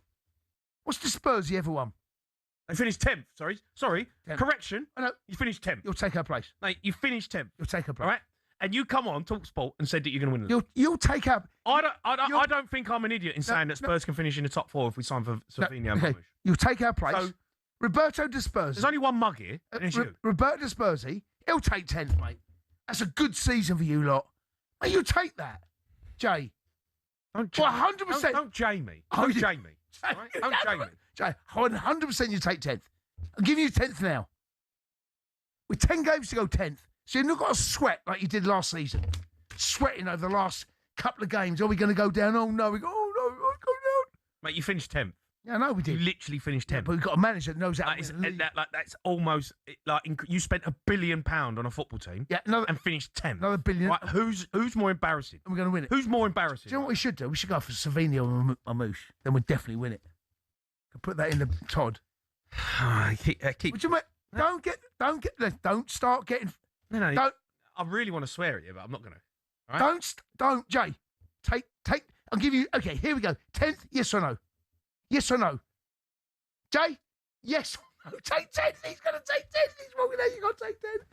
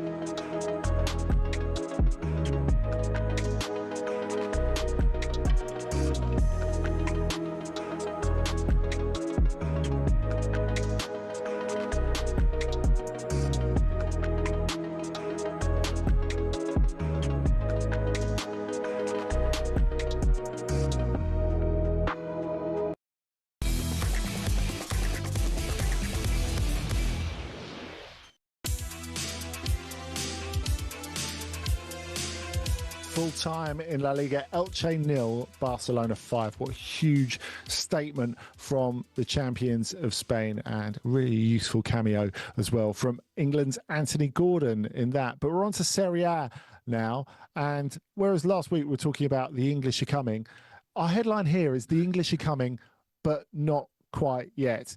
Although Jed Spence was there, definitely the presence was there, even if he wasn't in the team for Inter, right?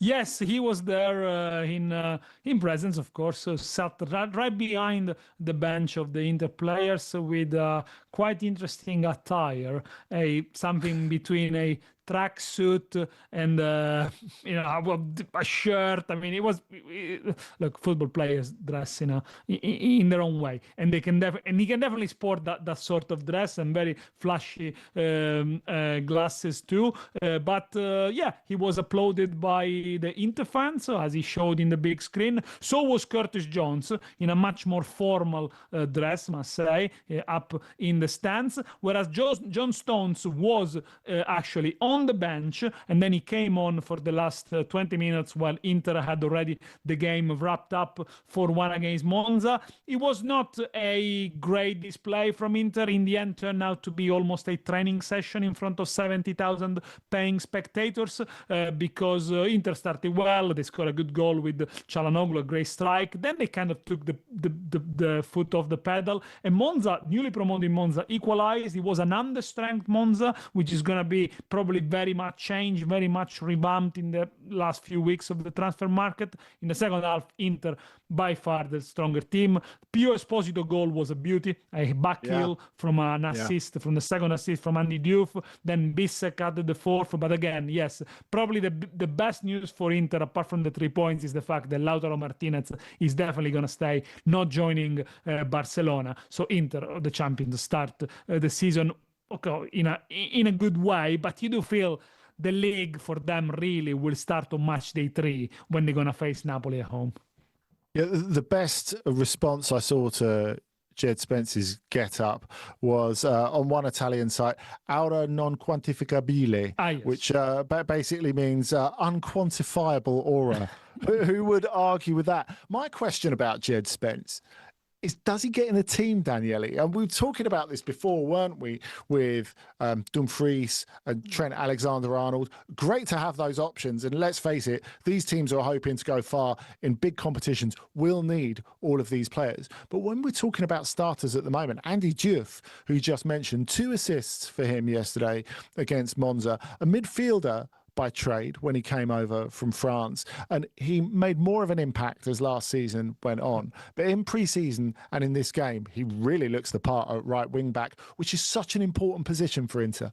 It's key. In the 3-5-2 of Christian Chivu, the wing-backs Di Marco and whoever plays on the right-hand side are extremely important because Inter do not have players able to take players on and to create numerical advantage. So, of course, they need to exploit the space out wide. But here comes Diouf, who is a bit of a wild card because he's a player who actually has got the skills to take players on, to try the dribblings. And that is Chivu's biggest gamble because he's a left-footed player playing on the right-hand side, so coming inside, who likes to shoot as well. And he's very, very direct. He's a complete different player for Denzel Dumfries. He's a different player from Jay Spence as well. I'm curious to see Diouf tested in defensive phases, but when it comes to Jade Spence, at the moment, he's not an automatic starter, and many are wondering, is he an improvement on Denzel Dumfries, who was so present in the opposition box as well, with his physicality and scoring goals? I think Spence gives them perhaps more dynamism up and down the wing. Perhaps he gives them more crosses as well, but in terms of finishing the actions, is still an unknown quantity. He was not known for his finishing, of course, at Tottenham and neither at with England, although he played a brilliant World Cup with the Three Lions. So we'll see. I think of the 3 Englishmen who joined, Stones, Curtis Jones and Spence, it is probably the one that will have more work to do in order to get into the starting 11. And if we're talking about former Premier League guys, a goal on the opening day from Kevin De Bruyne late on to start a Napoli 2-0 win at Genoa. Genoa, of course, managed by Daniele De Rossi, who was not happy about that goal, it is fair to say. No, and although Napoli win in the end probably was deserved, the big talk in Italy, it's how that goal, the 1-0 from Kevin De Bruyne, came about. It was in the second half, and is a push of De Bruyne, who puts his elbow on the back of Busquets, the Mexican Genoa defender. Is a kind of a push that it happens anywhere in the pitch.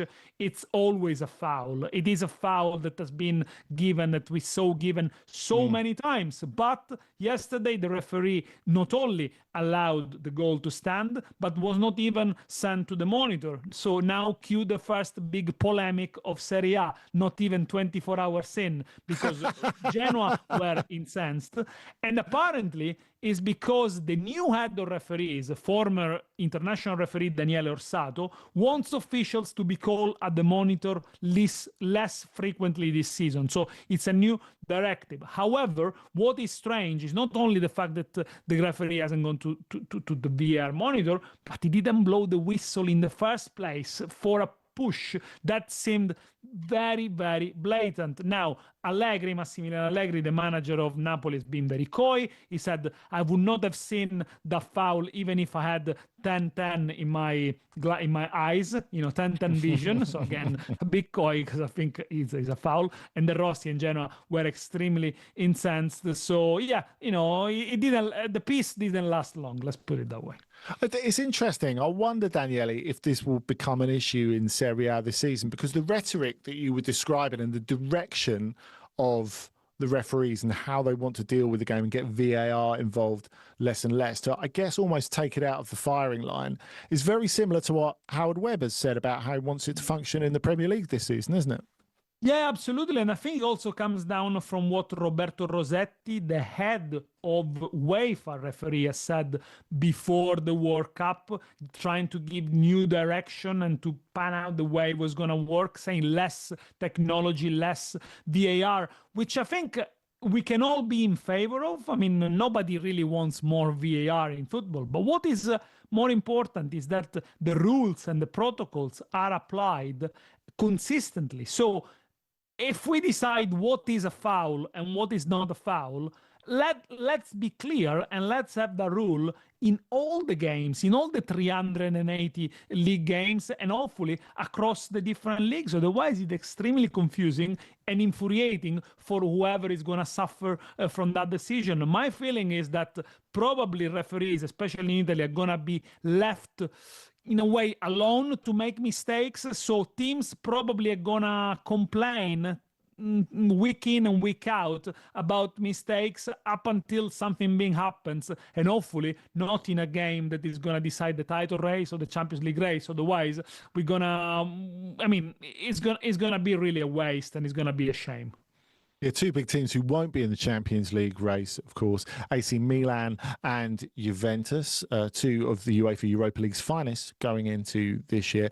As you said before, a 2-1 win on Ruben Amorim's Serie A debut for Milan. Eventual winning goal scored by Adrian Rabiot, a player who looked like he might be on the move this summer, but it's going to be really important for them this season. Juventus got themselves a 1-0 win of Frosinone this afternoon, or this early evening, I suppose, with goal from Bremer. It could have been way better. Yes. But it also could have been worse, couldn't it? Yes, it should have been 3 or 4-0. Juventus should have scored with Colomuani, a couple of chances, with Francisco Conceição.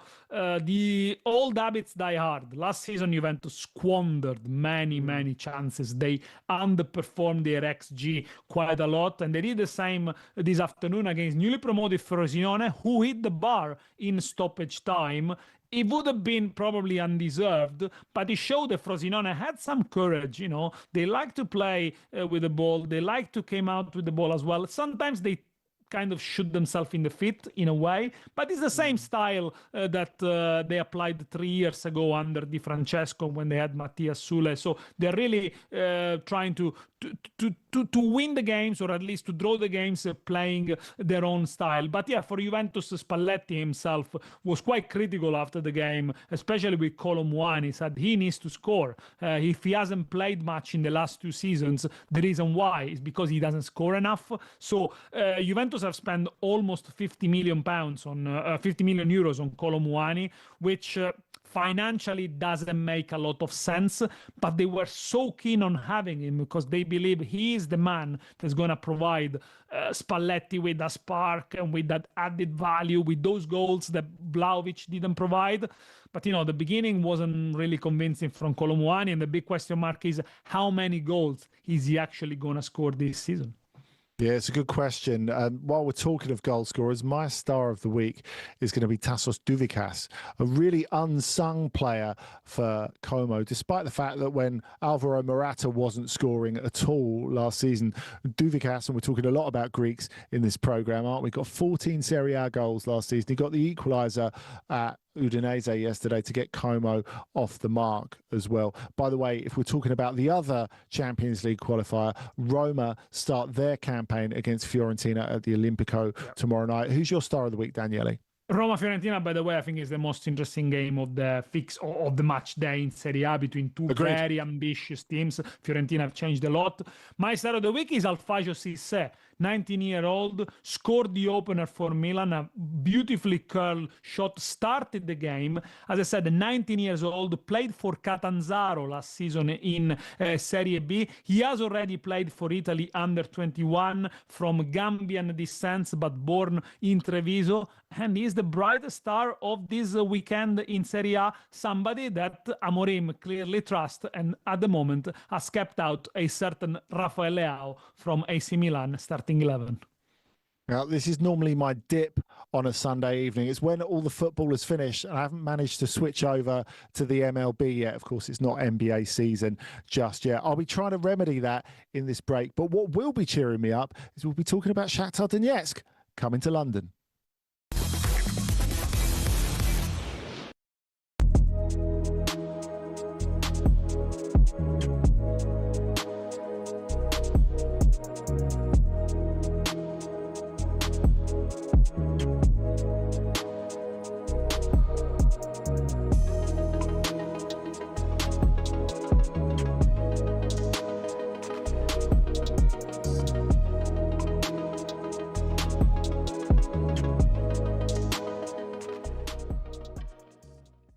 So this summer has gone from bad to worse for Villa.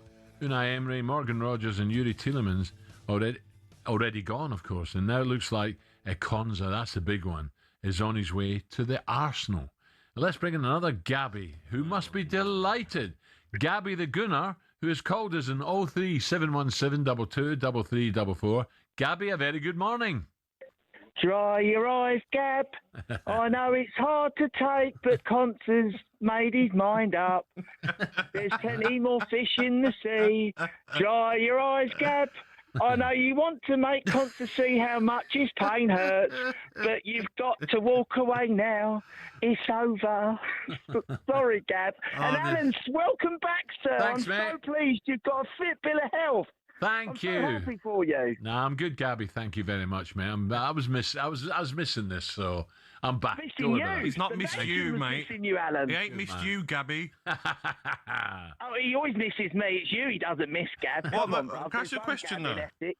You Go know, on, mate. spending what you spent again this summer, is the minimum Champions League and Premier League for Arsenal?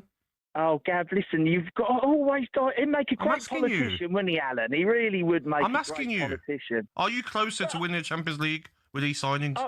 I still think we're short of one exceptional striker. I think Osimhen, Alvarez, that's kind of the missing link. It could be enough with Solis and with the guys we've got.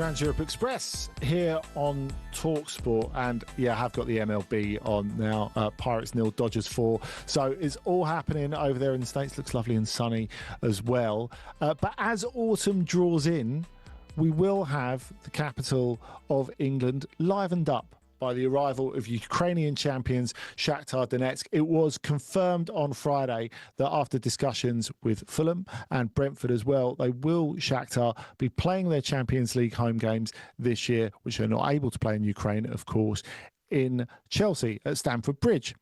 Which is an interesting move for them, of course, since 2022 and the full-scale illegal Russian invasion. They've played at home, in inverted commas, at Warsaw. They've played at Hamburg. I went to see them beat Barcelona there a couple of years ago. They've played in Krakow as well. So a few different places. They've been discussing with various other countries more loosely, but it was clear for a couple of months that they were going to come to London. Now, I'm just going to read a bit of the Chelsea statement, Daniele.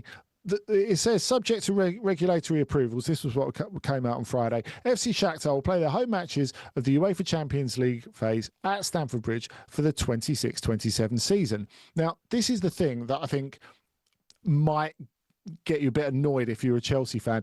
Given Chelsea's FC's disappointing 25-26 season and failure to qualify for European football, the club is pleased to provide FC Shakhtar with the opportunity to play in London, the United Kingdom's capital, for their Champions League campaign. Could they have put that a bit better? Yeah, well, I think they didn't need to rub it in. I think the Chelsea fans know it. It's a good opportunity for both clubs. I think it's a great opportunity for Shakhtar to play in a great facility, to play in London, of course, to just to get more visibility overall. And it's a good opportunity for Chelsea to tie in the relationship even more with Ukrainian most successful team, and also to show some goodwill. But, you do wonder how did they come about this deal. And of course, the fact that they had some dealings with Shakhtar post Mikhailo Mudryk must play a part, I guess. Yeah, that was a huge thing. The relationship between the clubs has really developed since that deal. I think they were grateful with the rapidity with which Chelsea paid the money that they were paying for Mudryk. In fact, it was the payment plan that put Chelsea ahead of Arsenal in the race, because, of course, Arsenal were really interested in him. Brentford were interested in him at the beginning of that season before his price exploded in the 2022-23 Champions League group stage, in which Mudryk was outstanding. Of course, he's still kind of chasing that form, isn't he? And it should work for him in the Premier League because it's a counter-attacking league, and he's the ultimate counter-attacking player. Now, of course, back, it'd be interesting to see what he can do at Stamford Bridge or elsewhere, perhaps in France, who knows, this coming season. But the other places that Shakhtar had looked at, one of them was Turkey. They were considering Istanbul. But yeah, I do feel that relationship is a really important one. And from the perspective of Dario Serna, who's been there almost continuously for 24 years at the club as player, as assistant coach, as sporting director, which he is now, the fact that he actually lives in London when he's not at work in Ukraine with Shakhtar must have been a key piece for it as well. I mean, and as you documented brilliantly in the book We Play On, which I read recently, and I do recommend it if you want to know more about Shakhtar, the recent history is a fantastic book as well. I mean, we're talking about not just playing abroad and playing away in normal circumstances, like any normal team would do. I think it's very important to stress out and to repeat how difficult it is not only not to play in front of your fans, how difficult it is to be displaced so far away from your training center, from the places where you are, but also to play competitive games against teams that ultimately they want to beat you in the most important competition in Europe, and you have to still the Shakhtar players, they still have to hold their own in circumstances that are quite incredible, if you think, and as you well explained.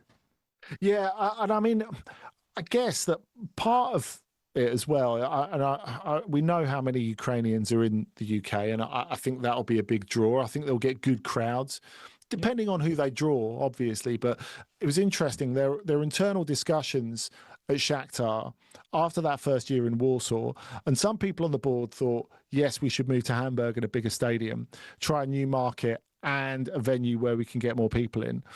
And others were like a little, are we going to fill a stadium like that? And they did. They did fill it. And, you know, they went to Schalke, they went to Gelsenkirchen afterwards, which, you know, is one of the biggest club stadiums in Europe as well, which is an interesting thing. I guess the other thing, Daniele, is part of the way that Shakhtar want to survive is by, they started bringing Brazilians back in, just as they did in the Lucescu years, but much younger, bringing in Brazilian teenagers, developing them and selling them, as they did with Kevin to Fulham, for example.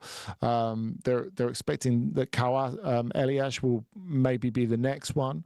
And I guess, of course, we can watch football and we can watch Champions League from anywhere in the world, but it does feel to me that having those players almost showcased in London could be quite advantageous for the club. Yeah, it does help, of course. It's on the map, it's more on the radar. And again, I think it's much more central for them rather than having to go to Poland, Germany. The league games have been played in Lviv, which is 700 miles away. So again, I think it does make sense. Obviously, the hope is that soon they're going to go back and play in Donetsk, but unfortunately for how the things have developed, it doesn't look very likely, at least in this season. But of course, amongst us and among the journalists, there will be some cynicals who will say, is he playing away in London a blessing or a curse for Shakhtar? Because if I look at it from the eyes of a supporting, visiting fan who has to play away against Shakhtar, I mean, if I'm an Inter Milan fan, if I'm a Barcelona fan or a PSG fan, I'd much rather go to London. It's much easier for me to go to London and watch my team plays against Shakhtar rather than going to Poland, for example. So could it be, in a way, a double-edged sword for them and they end up playing 8 away games ultimately? Yeah, I mean, they've been there as well. In that first season when they played Real Madrid in Warsaw, there were tons of Real Madrid fans from Poland, from Germany, from all over. But I guess as you get more used to the stadium, I think the fans who've come to watch Shakhtar, and obviously it depends on the opponents, as we were saying before, I think they go from curiosity to really getting behind the team after you've had a couple of big games or two. That was certainly the case in Poland. That will take time. I think it will be easier with Ukrainian representation in London, in the UK, in the first place. And of course, they've got 4 games to settle. You know, this is the first time they're playing in the Champions League since it's been 8 games rather than 6. So that'll be interesting. Anyway, that's the second hour of Trans Europe Express wrapped. And we're getting a little call from Brazil next.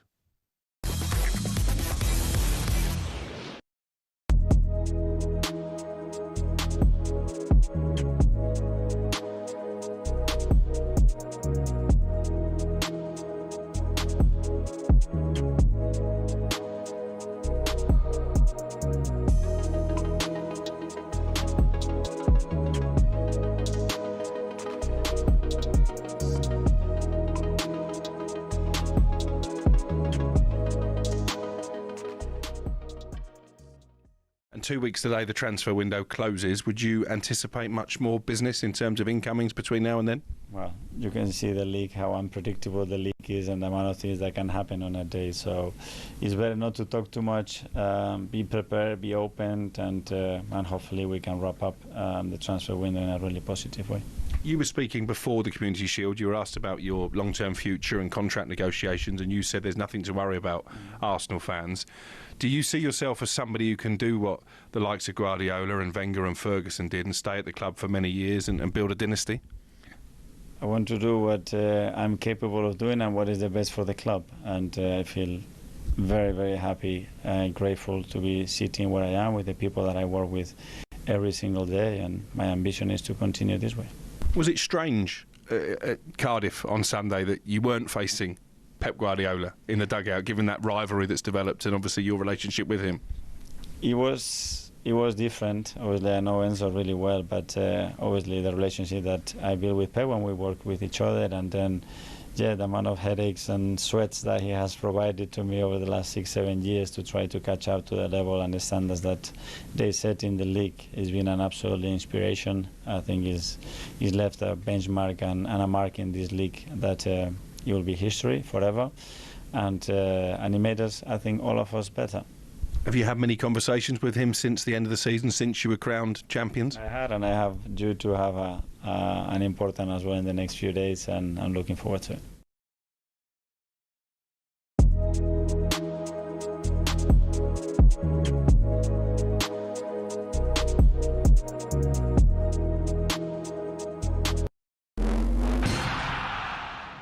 Who would have thought a sporting event's halftime show could have a bigger impact than the game itself? Well, the Super Bowl halftime show does exactly that. In 2024, Usher brought in an audience of 180 million worldwide, the biggest ever in the event's history. But how did singing and dancing get to be the centerpiece of America's biggest sporting event? The first edition of the Super Bowl was held in 1967 when the Green Bay Packers beat the Kansas City Chiefs in Los Angeles. Because of the sheer size of the event, organisers wanted to put on entertainment at halftime for the fans in the stadium. It was a display of marching bands, dancers and pure USA patriotism, and that was the theme that followed for years. In the 1980s, the Walt Disney Company got involved and we started seeing some interesting and questionable displays. But we got our first glimpse of halftime shows to come in '93 when none other than Michael Jackson stunned fans with his 15-minute medley of his own smash hits. When he walked out on stage, he had to wait for the crowd's cheers to die down for about 2 minutes before even starting his first song. Diana Ross, Gloria Estefan, Phil Collins all starred in their own shows, as did Aerosmith, who performed alongside NSYNC. Things got a little bit out of hand in 2004 when Justin Timberlake and Janet Jackson produced perhaps the most famous or infamous wardrobe malfunction in history. Shows from the likes of Prince, Lady Gaga and Beyoncé are considered by critics as the best. To give you an idea of the scale of things, Rihanna's 2023 halftime show included roughly 800 people. These ranged from backing dancers to stage crew to camera operatives broadcasting to millions around the world. The whole stage for that show was built in roughly 8 minutes and was broken down and cleared away in the same time.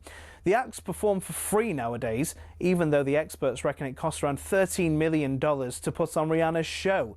Artists know they'll rocket up the charts in the following weeks. Rihanna's average sales improved by 140% in the months following her performance. The Super Bowl halftime show will be a fixture in pop culture for years to come. So the question is, who next?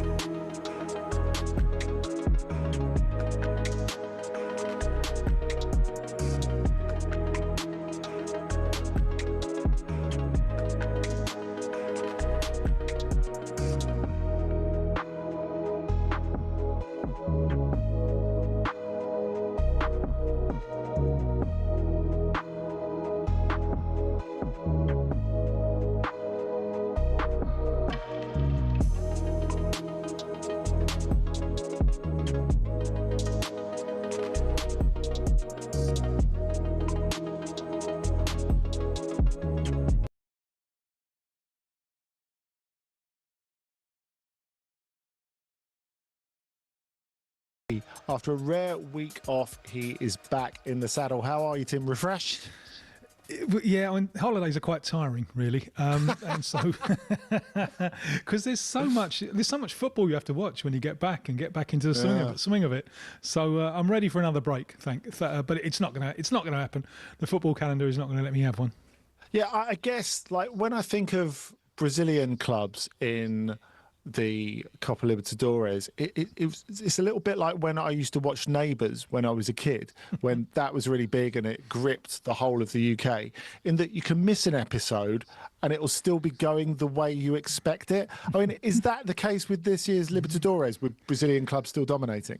Yeah, plenty for the administrators to think about out there. I think there is actually plenty for the administrators to think, because this year we've got in both of the competitions, the Libertadores, which is the Champions League, and the Sudamericana, which is the Europa League, we've got 7 of the last 8 worked out. The delay is 1 game in each, which was due to happen in Colombia just after the earthquakes.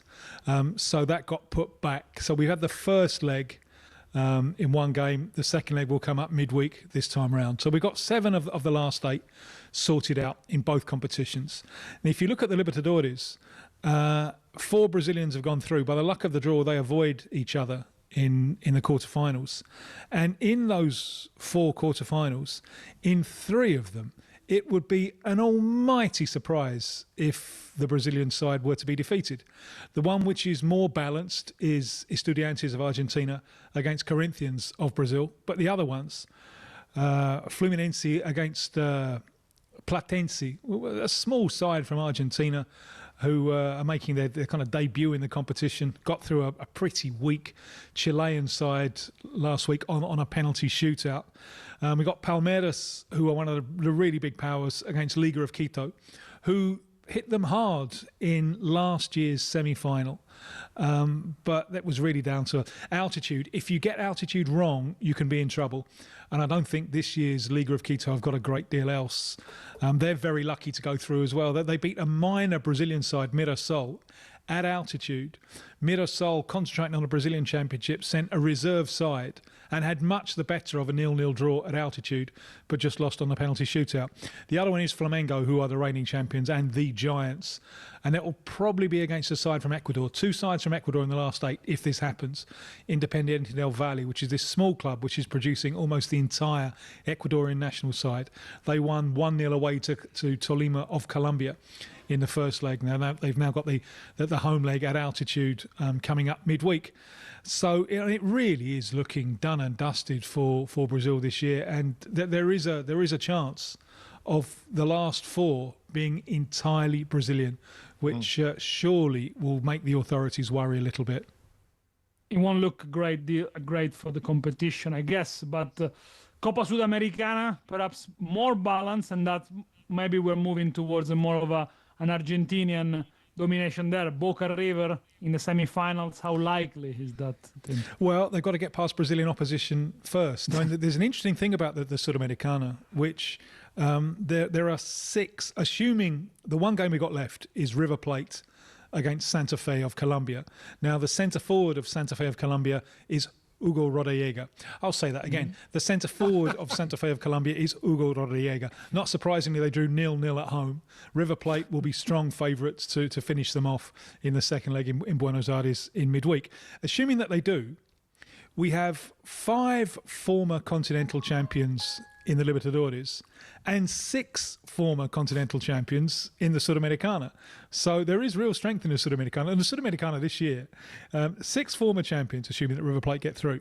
And the other one is 2 absolute minnows, a little Cienciano of Peru, who have altitude, and this tiny little team from Uruguay, Montevideo City Torque, who are part of the City group, and not full of young promises, as you might expect. So, yes, so that Boca and River are on course to meet in the semis, providing Boca will have to get through Sao Paulo, not an easy task in the quarters, and River Plate will have to get through Vasco da Gama. So that is where I think Brazil-Argentina is going to be fiercest. That, and in the Libertadores, Estudiantes and Corinthians. Just back to the Libertadores briefly. Estudiantes, he didn't have a great deal to do, but it's good to see Fernando Muslera, 40-year-old goalkeeper who had a mare in the World Cup. It's good to see him redeeming himself and doing all right in both legs. And he is a spring chicken compared to the Fluminense goalkeeper, Fabio, who a few months ago broke Peter Shilton's record for the number of games played. And Fabio, 45, He was the hero in the penalty shootout where they overcame an Argentine side, Independiente Rivadavia. 45. It's such an extraordinary career. And it's bizarre. He was called up for Brazil many times. He sat on the bench many times, but he never got a game. I did wonder if Ancelotti would give him a game in the build-up to the World Cup and possibly even take him as the third goalkeeper. But he didn't. So it looks as if Fabio is destined never to play for Brazil. But what a career, 45 and still going strong. Tim, I just wanted to pick up on River Plate there. Now, we think about the dominance of Brazilian clubs and particularly the financial dominance of Brazilian clubs and how they've increasingly been able to bring back players in their 20s for Europe. I wonder if you could put into a little bit more context for us the Thiago Almada transfer, because, of course, he was involved in the whole Textor thing at Botafogo and Lyon. Then he had a very underwhelming season at Atletico Madrid. And it's interesting, in a summer where, especially with Cuti Romero arriving at the Metropolitano, there's a lot of chat about how there's too much Argentinian domination in the dressing room at Atletico Madrid. I mean, some would say it's a bit late to have buyer's remorse after nearly 15 years of Diego Simeone. But it's interesting to me how this is a conversation at the moment. Of course, Julian Alvarez may move. But Almada, he didn't have a great first season at Atletico Madrid by any stretch of the imagination, but a lot of players don't have a great first season at Atletico Madrid because you have to learn to play in a very particular Diego Simeone way. So was it a surprise to see Almada come back to Argentina? And is this just a one-off, or are we talking about Argentinian clubs, or the biggest Argentinian clubs, having greater means going forward? It's only River Plate. River Plate, remember, they played the Club World Cup, so they got money from that. They've also got the biggest capacity stadium in South America. Which they're expanding, right? Well, yeah, and they've expanded and will expand it even more. And it is extraordinary that they can't compete at the moment. Recently, they haven't been able to compete in Argentina, let alone with the Brazilians. So it's the one club you look at and you think, surely. But they've had a bad time. I mean, the second coming of the coach, Marcelo Gallardo, was a disaster. Eduardo Coudet is not having an easy time. I'm just about, as soon as we finish this, they kick off against Vélez Sarsfield, and I'm very interested to see it because I haven't seen them for 3 months or so. Otamendi as well. Otamendi has moved back to Argentina. So they have the financial resources that you think should make them genuine contenders up with the Brazilians. But over the last 3 or 4 years, they've found it very, very difficult. Sometimes all that money can make it tough because and also because of the history and tradition of the club, you are obliged to play in an expansive style. And a lot of the defenders that Argentine football has been producing simply don't defend well in open space. So they've tended to struggle against the opposition's counter-attack. So you think Almada stays, or, I mean, he's only 25. Do you think he uses River as a springboard to get back to Europe? Because it's a really curious last couple of years he's had. And the talent is undeniable, isn't it? Yes. I'm not convinced that this is a stepping board back to Europe, because let us run this 2 years down the line. Is anyone going to spend big money for him at 27? When in European football, he's not proven. It could well be, and there are a few of these, mostly in Brazil. I mean, the obvious example would be the Uruguayan playmaker, Di Arrascaeta, who was at the World Cup but missed it because he was injured. They couldn't get him fit enough. One of those players who didn't go early, and because of that ended up not going at all. So he's played pretty much his entire career in Brazil. There's a few of those.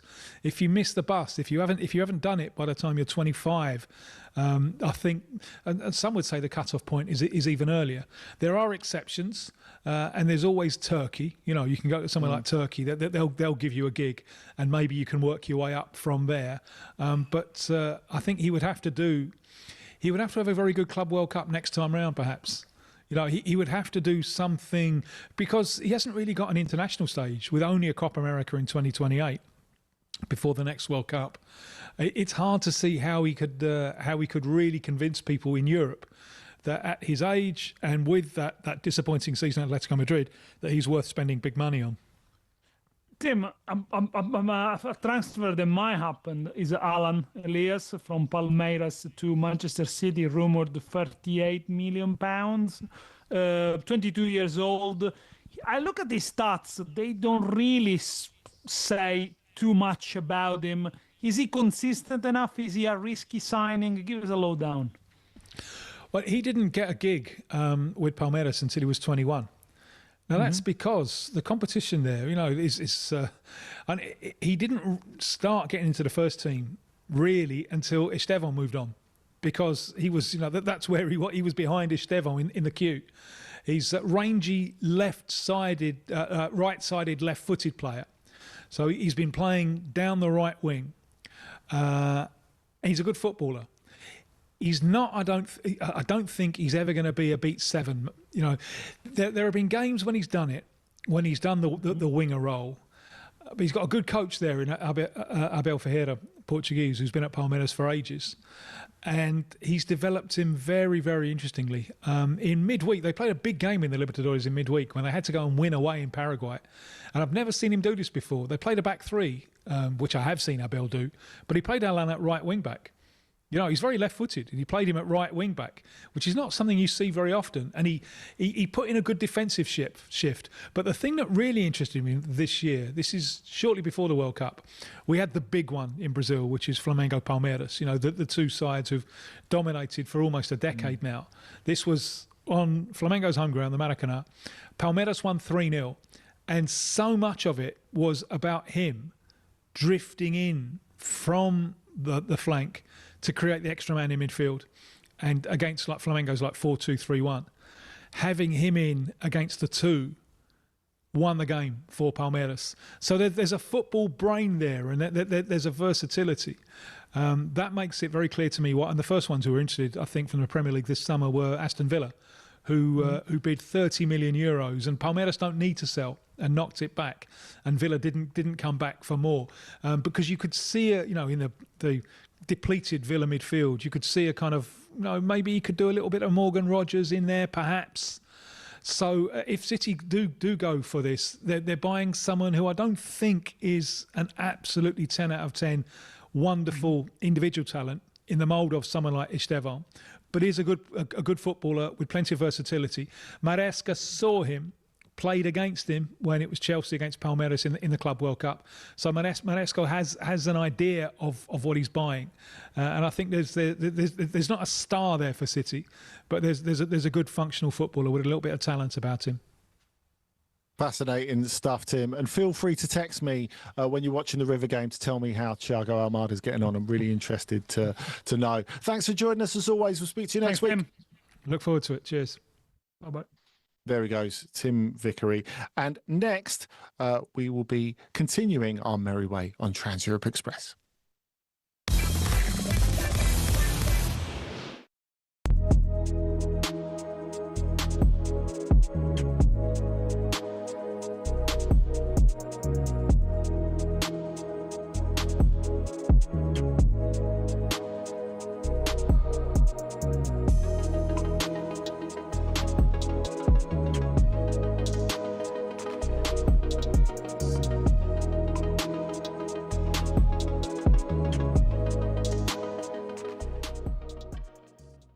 Spurs fans will be on salty crook. You're still bitter from the Europa League final. I just think they've overspent Tottenham. I think they've gone a bit mad in the market. Talking of which, hello, Kate. Hello, guys. Hello, Kate. Oh, we've missed you, Kate. How are you? I'm good. How are you? Good to speak to you, Sam. Nice to speak to you. What about me and Crookie, Kate? Oh, Gabby, it's not fair. Nothing's fair. It's not fair. That's a good accent, that is. I have never heard in all my years of being a Tottenham fan such salty, crying, pathetic whining from Villa fans as I have at this moment.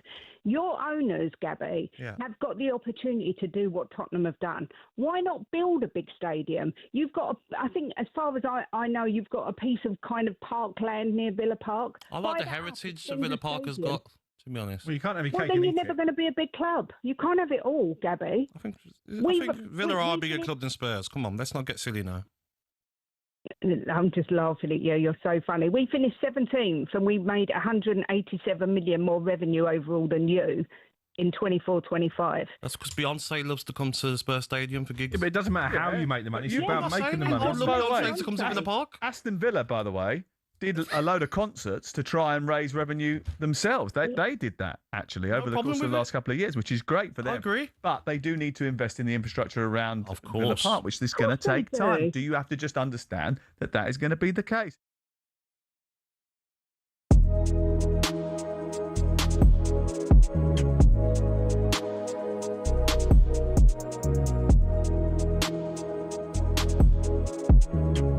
Get pumped for a massive Monday night of live Premier League football on talkSPORT. Oh, he's won it, surely! Fulham versus Chelsea. High intensity pre-match workout begins at 7 with heavy duty full match commentary from 8. And that settles it! It's a muscle. The 150th anniversary test match in Melbourne with Visit Victoria and the Barmy Army. Ready for the trip of a lifetime? We're sending you and a mate down under. Imagine being in Melbourne next March watching England take on Australia at the 150th test match, completely on us. Thanks to Visit Victoria and the Barmy Army, you and a mate could win the ultimate 7-night all-inclusive trip to Melbourne, Victoria. We're talking return flights, match tickets for all 5 days, an exclusive function with cricket legends, and a tour of the Great Ocean Road. For your chance to win, visit talksportwin.com or text WIN to 83338 by 6 p.m. on 1st of September 2026. Text costs £2.50 plus your standard network rate, or send your name and number by post to Comp2 PO Box 3190 Colchester CO2 8GP to arrive by midnight on 4th of September 2026. 18 plus UK residents only. So for your chance to win, text WIN to 83338 now. This is a network promotion. Full T's and C's at talksportwin.com. And we should have been keeping you up to date with our poll tonight, which is, or I should have been keeping you up to date with the poll. Where will Julian Alvarez be playing when the transfer window is shut? You've got 4 options: Atletico Madrid, Arsenal, Barcelona, or the Saudi Pro League. It's a really close one, this. Well, apart from the fact that no one's voting for Saudi Pro League. Between Atletico, Arsenal and Barcelona, very, very close. It'd be interesting to see. If you had to vote for one of those, Daniele, which one would you go for? I voted Arsenal because I would love to see him, of course, in the Premier League. But reason says to me that I think in the end they'll manage to convince him to stay at Atletico Madrid. So yeah, I voted for Arsenal just to mix it up a little bit, but I think it's gonna stay in the end. Yeah, we'll see. Well, in this section, we're going to be going through transfers, but through your questions on transfers that you've been sending us in. So thanks for those. The first one, Daniele, is from Amanda, a Sporting fan, who says, how impressed were you guys with Ruben Amorim's AC Milan tonight? You'll have to answer that because you were watching that game while I was watching Barcelona and PSG. Are Milan actually better off without Rafael Leao, and where do you think he'll end up? I was impressed with Amorim's Milan because they dominated against Torino. They couldn't find an opening in the first half. Then as soon as he introduced Rabiot and Modric, which I think is going to be his 2 starters, Milan did find the goal that they deserved, and they were quite clinical without risking. So yeah, they played more attacking football, but they didn't concede many occasions. So a very good start for Milan. In terms of Rafael Leao, depends what kind of version of Rafael Leao you get. He's so inconsistent, and he's been so inconsistent during these years that, yes, if he's the Rafael Leao that is not willing to track back and only trying to, to do a couple of tricks on the wing, yeah, of course, Milan are better off without him. But in terms of talent, he's still the most talented players they got. Will he stay? I don't know. I think it's very difficult. Milan are asking far too much money for him, around 50 million euros. I don't think there is any team in Europe at the moment, with only 7 days left, that they're prepared to pay that fee. If they can find a way, maybe a loan deal or another, they lower the request, maybe a Turkish club might go for him. Yeah, it's got a late Turkish Super League move written all over it, doesn't it? We've got one here from Dan, the RB Leipzig fan. I'm personally really excited by the news that Nkunku is heading back to Leipzig. Do you guys think it's the right move for him? I don't know if it's the right move for him, but I'm not convinced it's the right move for Leipzig, Daniele. I mean, it's not a very Leipzig move, isn't it? It's going to be something that's fairly expensive. Now, we know, as we've discussed in previous weeks, that Milan really pushed the boat out for him and then decided pretty quickly that they weren't into him after all, and they started trying to shift him in last winter's transfer window. Obviously, there have been fitness concerns for him going back a couple of years.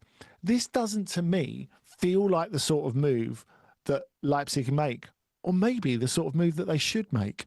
No, really, no. I think they're more of a team that develops talents rather than bring them back after selling them. I'm surprised. 29 in November, by the way. 29 in November. So it's not old. I mean, he's still got plenty. It is for them, though, isn't it? Yeah, it's for Leipzig. Yeah, of course. Yeah. The way they've been doing.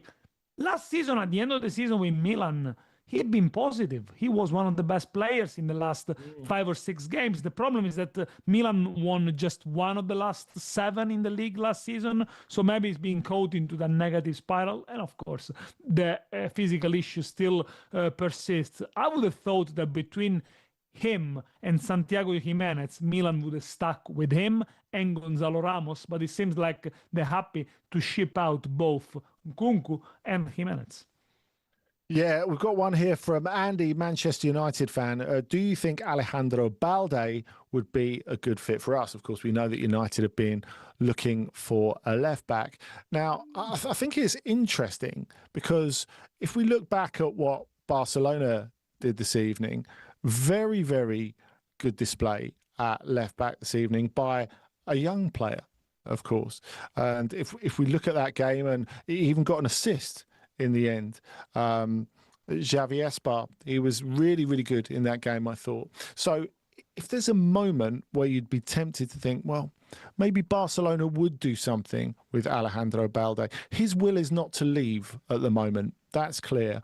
But also, he's someone who's sellable. I think it's fair to say. You know, there's interested in him. And I think they will end up, maybe not if not this window, certainly next window, with a player that they'd rather not let go. So Jules Koundé could be someone who falls into that category. Because, as we were saying, Daniele, especially after the signing of Rodri, that really limits their striker budget. You know, think of the strikers they've been linked with this week.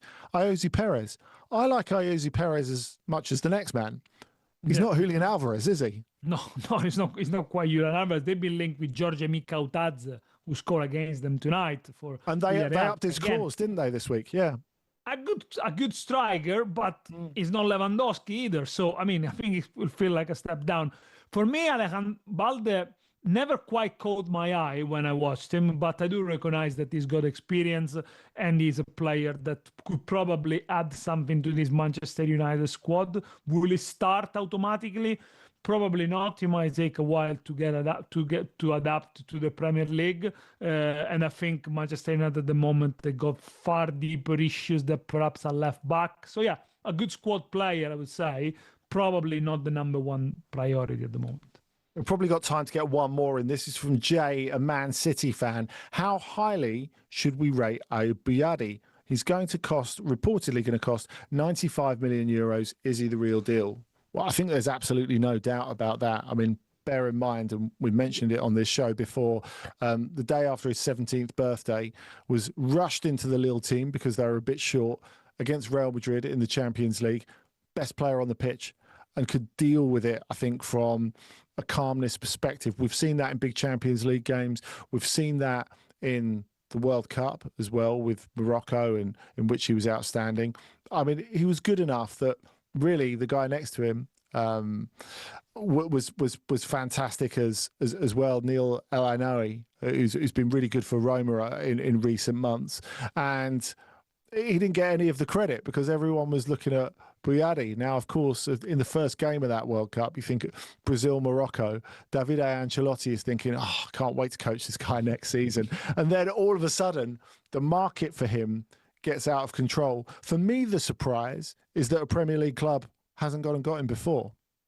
Yeah, that they left it so late. Look, they're going to pay a premium because of those World Cup games that he played so brilliantly. So 95 million euros, 100 millions is a huge, huge fee for an 18 years old who is clearly talented. Now, the question for Manchester City is Boadi the answer? And he's a midfield with Boadi and, of course, the player who signed for from Nottingham Forest, whose names escape me now, but you'll tell me who.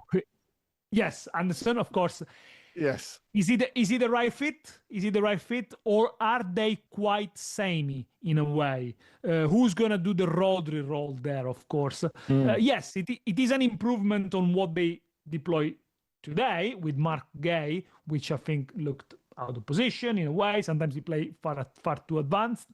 Yeah, I would have rather have Boadi alongside Rodri to help him to bed in. Boadi straight away in the starting 11 is still a risk, but of course you're buying one of the most promising players in Europe. Yeah, that's it. Never mind the fact that you don't have a Rodri, you don't have a Benjamin Andre like he had next to him at Lille. You know, old guy who can talk him through all of it, which I think is really, really important. It's amazing how much money Manchester City have spent just to seemingly be in another season of transition.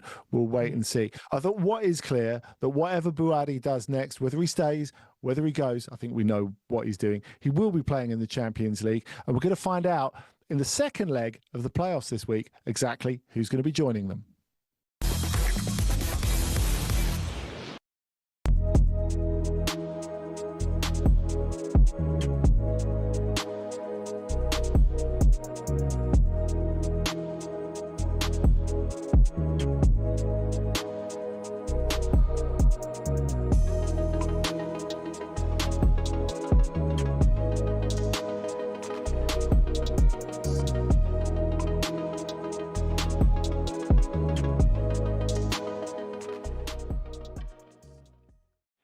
Boys, how you doing? Yeah, very good. Good to have you on. What do you want to say? I just want to say this stinky Arsenal chat from you boys this morning is nothing short of comical. Go on. Gabby saying that Arsenal should be winning the league with our spending. Well, both of you. You know, recruitment's a big part of it. Look at the likes of City. Well, not City, but the likes of Chelsea, United. They've spent loads of money. It's not a given that you're going to win the league. I think we've proven, you know, the culture Arteta's built alongside getting the right recruitment, bringing Berta in. You know, it's impressive. Yeah. So you don't think the money that you spent, you should be winning the Premier League? I don't think it's got anything to do with the money. I think it's got to do with the quality. You know what? I think the quality of your squad is so good that you should be winning the league. It costs a lot of money. Definitely. I agree. And that says more about the recruitment than just pure spending. Obviously, pure spending comes into it, but it doesn't mean that it's a given that we're going to win the league. Or I think we will win the league, but it isn't just as simple as saying we should be winning it. Arteta's not that good of a manager because of the spending. Who said that? Disagree with that.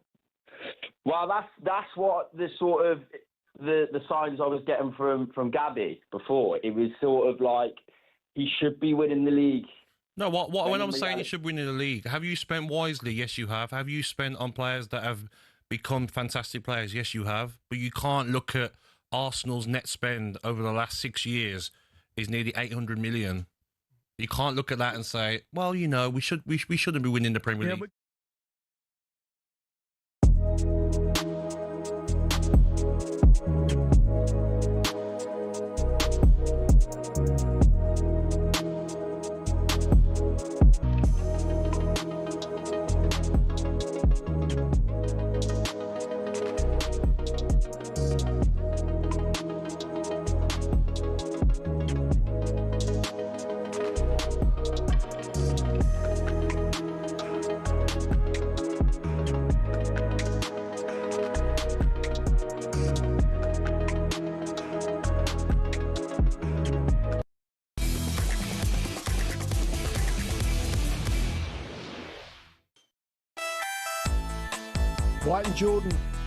White and Jordan returns from 10 a.m. tomorrow morning as Jim White, and Simon Jordan will be joined by former Arsenal defender Martin Keown and Hull City's owner Adrian Ikeli as they look back on the biggest stories of the weekend following Hull City's huge 2-0 victory over Manchester United. That's White and Jordan from 10 a.m. tomorrow morning. You won't want to miss it. And there are a lot of teams that won't want to miss out on the Champions League. We've had the first legs of the Champions League playoffs, some quite tight ones in there, particularly the Tuesday night games, which we'll come to in a moment, because I think we can say Celtic are probably home and hosed against Lask. Incredible impact for Camilo Duran for them. He's proved a brilliant signing already, coming over from Azerbaijan. But I guess the one we really want to focus on ahead of these second legs, Daniele, is Fenerbahce versus Lyon. We spoke last week about both of these teams have a lot to lose. Both of these clubs have a lot to lose. Lyon left Istanbul with a 1-1 draw. Do you take them to finish the job? I would, because I think in the end, probably they weathered the storm and they did the best they could in those conditions. It was...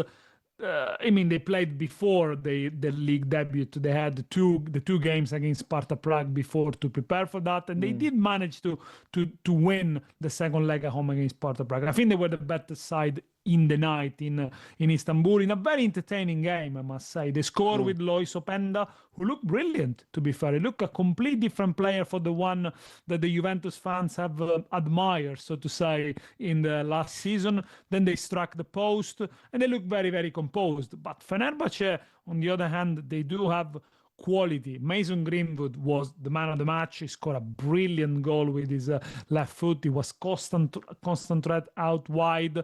And we still have to see if Romelu Lukaku is fit enough to start.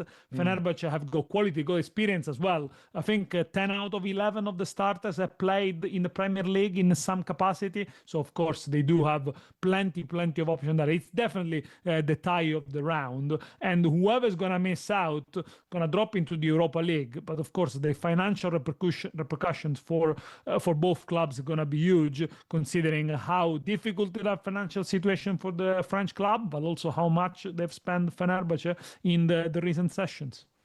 Yeah, that's right. I mean, I guess the interesting thing is like what happened for Fenerbahce this weekend. As we said, Lyon rested their whole 11 at Toulouse, whereas Fenerbahce sort of half and halved it against Konyaspor. They won the game 4-2. It was quite entertaining. Once they were 4-1 up, they completely switched off, and Edison had to have one of the best games he's had in a very long time to keep it at 4-2.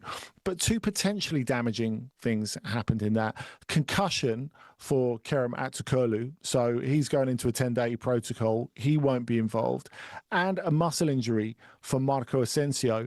And really, I think outside Mason Greenwood conjuring some magic, they're the two guys who have some guile in that lineup, aren't they? And apart from that, it's kind of a load of old guys, isn't it, really? Yeah, absolutely. The experience is in abundance there into the Fenerbahce side. If you also include the likes of Milan Skriniar, for example, playing at the back, Talisca, who's been quite instrumental in the first qualifiers, scoring in every one of the first 4 games, didn't manage to score against Lyon. So there is experience there. And Asensio, I think, is an important one, of course, for them. Didn't start the first leg, but he would have probably played in the second leg. It's gonna be tense, I think, for both Lyon and Fenerbahce, that's for sure. Well, it's huge, not just for those two clubs, but for Turkey and France.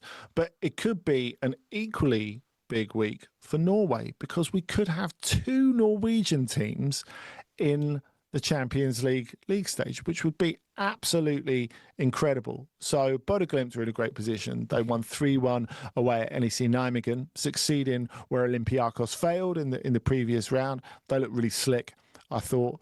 And then you had Viking Stavanger, the champions of Norway at the moment, coming back from 2-0 down, going 2-0 down in double quick time in Zagreb to Dinamo. And, they could have got even more out of it than the 2-2 draw that they did. So they have to finish the job in Stavanger.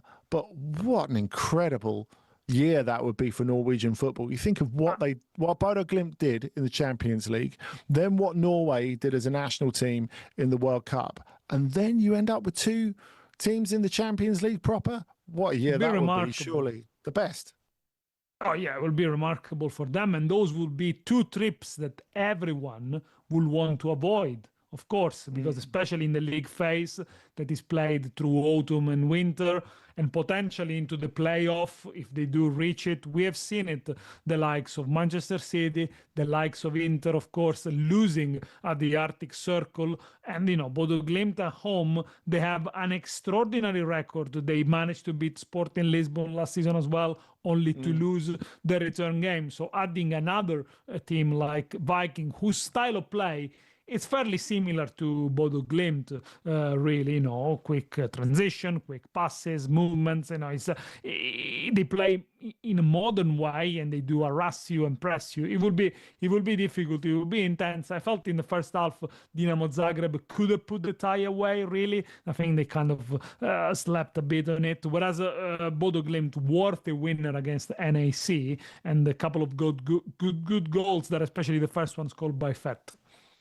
Yeah, obviously I'll be looking out for Benfica in the Europa League, but with the time we've got left, let's go on to the Conference League. I'm finding the qualifying rounds of this absolutely fascinating, Daniele. Now, we said at the start last week that there was the possibility of 4 Scottish teams getting in the Conference League stage, which would have done wonders for the coefficient.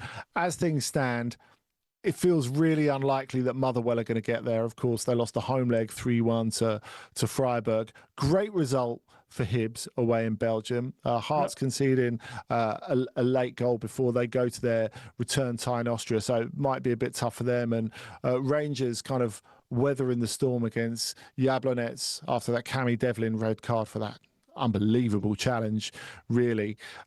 So if you had to put a number on how many of these Scottish teams are going to go through, what would you say? Well, I think Motherwell, of course, are out. I would say 3 of them because Hibs probably had the best performance of the lot. 0-0 away at Genk. They missed a penalty, so that was a good chance to take an advantage back to Scotland, but a very good and resolute display. And they done it in the previous round against Candicia, so I think they do have it in them, really, to knock the Belgian out. Hearts, they put also valiant display there, and maybe they were unlucky in the end to suffer the equalizer. The Rangers were not convincing, but they're better than Jablonec.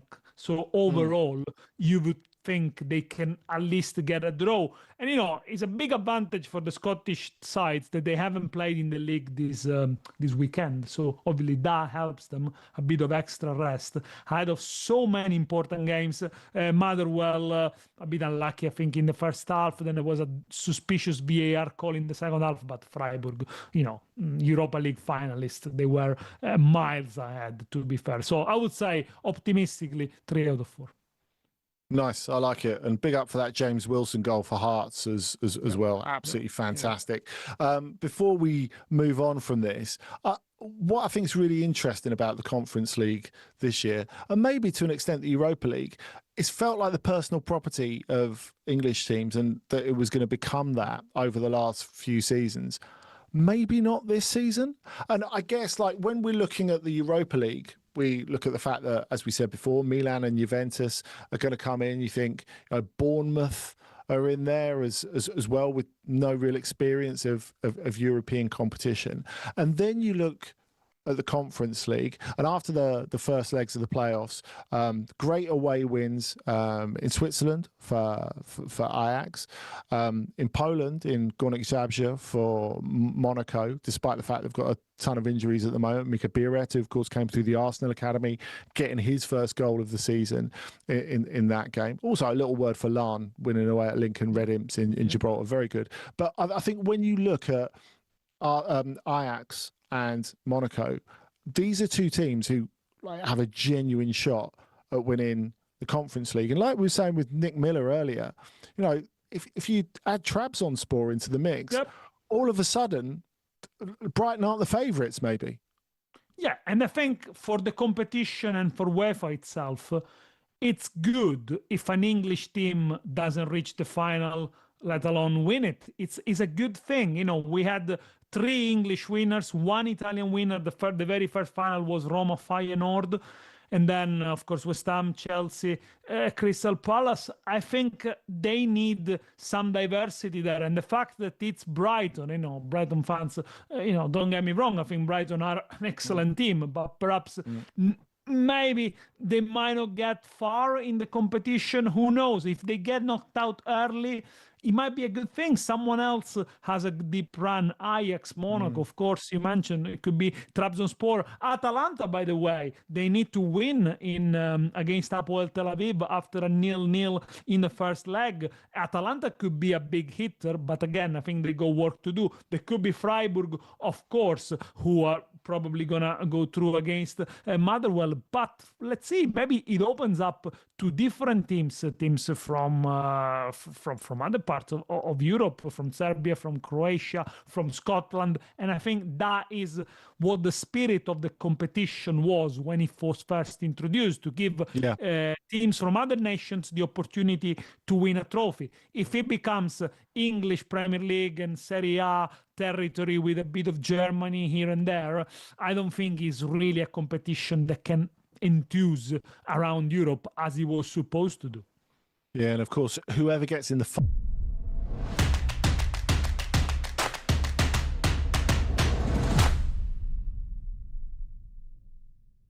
Coventry City owner Doug King joins us live in the show. Doug, always good to speak to you. Simon and I were throwing it around a moment ago, this quote from Richard Masters of the Premier League: everyone should be able to aspire to win the Premier League. Is he right, or is it not really, more accurately, a closed shop?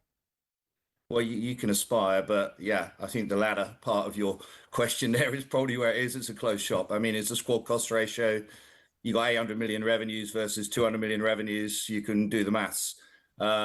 It's going to be incredibly difficult. So you have to find every advantage you can to sort of be competitive. And obviously our goal as we head up there is to try and build momentum. We need to be in a position to stay in the league if we can, and then build those revenues towards, we're never going to get to those sort of numbers, but, build them towards some meaningful revenues so we can be competitive. First of all, I want to congratulate you, Doug, because I think you've done a brilliant job at Coventry. I mean, ever since you've walked through the door, I criticise a lot, but I think you should give praise where it's due, because there's no coincidence. The shape and feel of that club has changed ever since you walked through the door, and I think most of the plaudits should go in your direction, because there's plenty of clubs in your division that have got plenty of money. Bristol City being case in point with Steve Lansdown owning, that would aspire to achieve the things that you've achieved. So you've done a remarkable job, and you should get a lot of credit for that. What is it that you think that you were able to achieve in Coventry, that being able to get them to a situation where you got them into the cup semi-final, which you were robbed of, you got into playoffs, and now you've got promoted and won the league, and now you're in a position where the Premier League is where you want to stay. You know you want to stay there. I did the same thing in 4 years at Palace, so I knew what drove it there. It was me. You've driven it there. What is it about? What did you do at Coventry to change the direction of travel to get this outcome? They're kind words, Simon. I really appreciate them. You never know how it's going to go, do you? I think you just do things properly, and you begin, and you get your culture how you want it. You get transparency, you get clarity.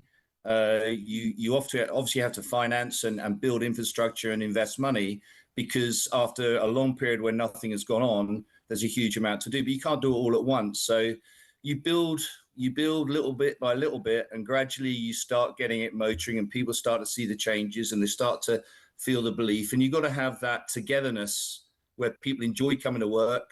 They know what's expected of them. And we know, obviously, recruitment is huge in building our ability to develop players, buy them well, develop them, maybe have to sell them on if we're unsuccessful, so that we can cover operating losses that we know are large in the Championship. So I think it's little bit by little bit. And then obviously it's gradually morphed into that great year last year. And here we go again on another epic sort of mountain ascent. But we're excited. I had a chat with Dean and Frank yesterday. We had a little moment before it all kicked off. And I'm really excited with their clarity, with their focus, how excited they are, how driven they are, how on it they are. So I'm really feeling good about where we are. What will happen, but I'm happy with where we are.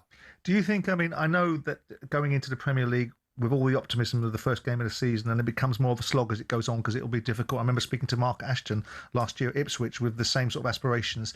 Do you see staying in the Premier League in the first season is a seminal moment for the opportunity to keep building Coventry forward. Do you really have to stay in there, or is it a case of you're going to have a bloody good go, you're going to balance it, you know you're carrying up losses from the Championship, which are going to prejudice you in the Premier League because you're only allowed to have a certain amount of losses from the Championship in the Premier League. But is it seminal for you staying in the Premier League, or can you absorb going down and rebuilding again? Look, I mean, it's taken us 25 years to get out. I really don't fancy going back. But to be fair, we know that, you know, it's likely or it's possible. 7 out of 9 have gone back down. But the plan that we had this summer was to bring in quality that made a difference to our team. And I think we've done that, in our opinion. So we've given it the best shot that we can, and we've obviously invested a lot of money. And obviously, if it doesn't work out, then obviously some of our great players will probably want to be heading off into other top leagues or Premier League. So yeah, I understand that. I don't really want to stop the momentum. So I'm trying to sort of keep going on that, and that's why it was a really important summer. Why I'm looking so weary, and hopefully we'll show what we can do. Doug, we wish you well in the Premier League, and you've just come there from the Championship. There's been a lot of debate this week, Doug, about VAR and the Championship, only having it in the Championship playoff final and not in the Championship season proper. Do you think the Championship should have VAR? Yes. There it is. Of course it should. It's a top league, one of the top leagues in the world, and you're playing and officiating it with, 100-year technology, a couple of linesmen and the referee, and it's hugely important. Look, I know everybody goes, oh, it spoils the game. I don't believe it does. I want fairness, accuracy, and semi-automated offside or a challenge. You know, the handball I saw at the weekend at Norwich. I mean, you can't be having that at this level. It's ridiculous. I think the EFL believe it makes it more authentic not having it, Doug. I know they do, but I disagree with them. I think that they need to move forward, and they need to make the product as good a product as they possibly can. And I think, you need to have it in there. It costs a bit of money. And the issue I think from the EFL viewpoint is that they know that the Championship clubs are under the cosh. And if they need to invest, a few $100,000 on VAR, they don't really want to put it to them. But I think we need to think bigger than that. And I've always been a big fan that you need it. Doug, you said it's been a busy summer. And it's not over yet. Any more business before the window closes? What can you tell Coventry fans? Couldn't possibly comment. Come on, Doug. Come on. You know us. No, listen. We've been busy, obviously, this weekend. A couple of great new recruits coming in at the top end of the pitch. Listen, I'll tell you what's been really, really good for us. We've changed this club into a club that people actually want to come and play for us. They feel it, they like the stadium, they like the setup, they like their head coach, and he's been fantastic, by the way. He's really great in our recruitment process and making sure we sell the situation. So I'm really happy with the way we've gone this summer, and if there's a couple of extras that come, stragglers that come in late, then that'll be for everybody to look out for. Doug, we like it when you join us on this show, because in good times and bad, you don't differentiate, you still do it. And we wish you well this season.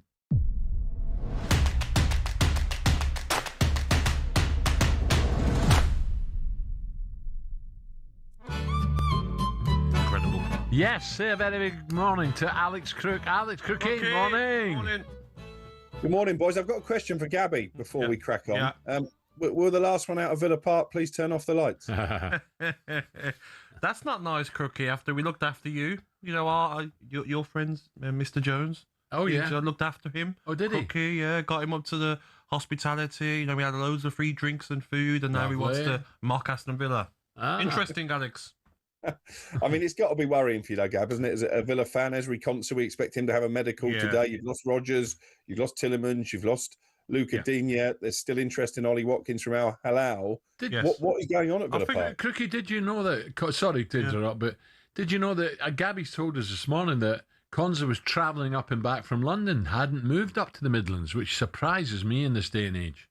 Yeah, I didn't realise that. That is interesting. Yeah, you'd have thought most modern managers want their players to have roots in the local area, don't they? Crookie, what baffles me is, Aston Villa received £251 million on players. and they've spent 132 so far. Surely there must be some big incoming signings for Aston Villa, or can they not spend it all? Do they have to, be on minus? Well, you'd have thought PSR-wise now, with the money they've recouped, they should be in a fairly healthy position. The two names we're hearing as possible Ezri Konsa replacements are Tosin Adarabioyo at Chelsea and Fikayo Tomori, ex-Chelsea, now at Milan. But do either of those capture your imagination? Do you know what, Cookie? I just look at Konsa as he was our best defender in the World Cup. When I watched him over the last 7 years at Aston Villa, he's barely had a bad game. I just think you go and get Tomori or Tosin, you're just taking your level down. Do you know what I mean, Crookie? When you got Champions League games and you got trying to get into the top 4, top 5 again, I think it's going to be very difficult for Villa. Also, Wan-Bissaka, is that nearly done, Crookie? Yeah, I think that one's progressing. But again, I don't think he's covered himself in glory since West Ham were relegated. Didn't turn up for the pre-season photo shoot. It's been suggested to me that he effectively downed tools once he knew they weren't going to stay up, after that final day of the season. So, question on attitude possibly when it comes to Wan-Bissaka. Oh, players do that now. It's unbelievable. Cookie, what about go on what about the latest we just heard? Curtis Jones to Inter Milan. Is that happening or happened?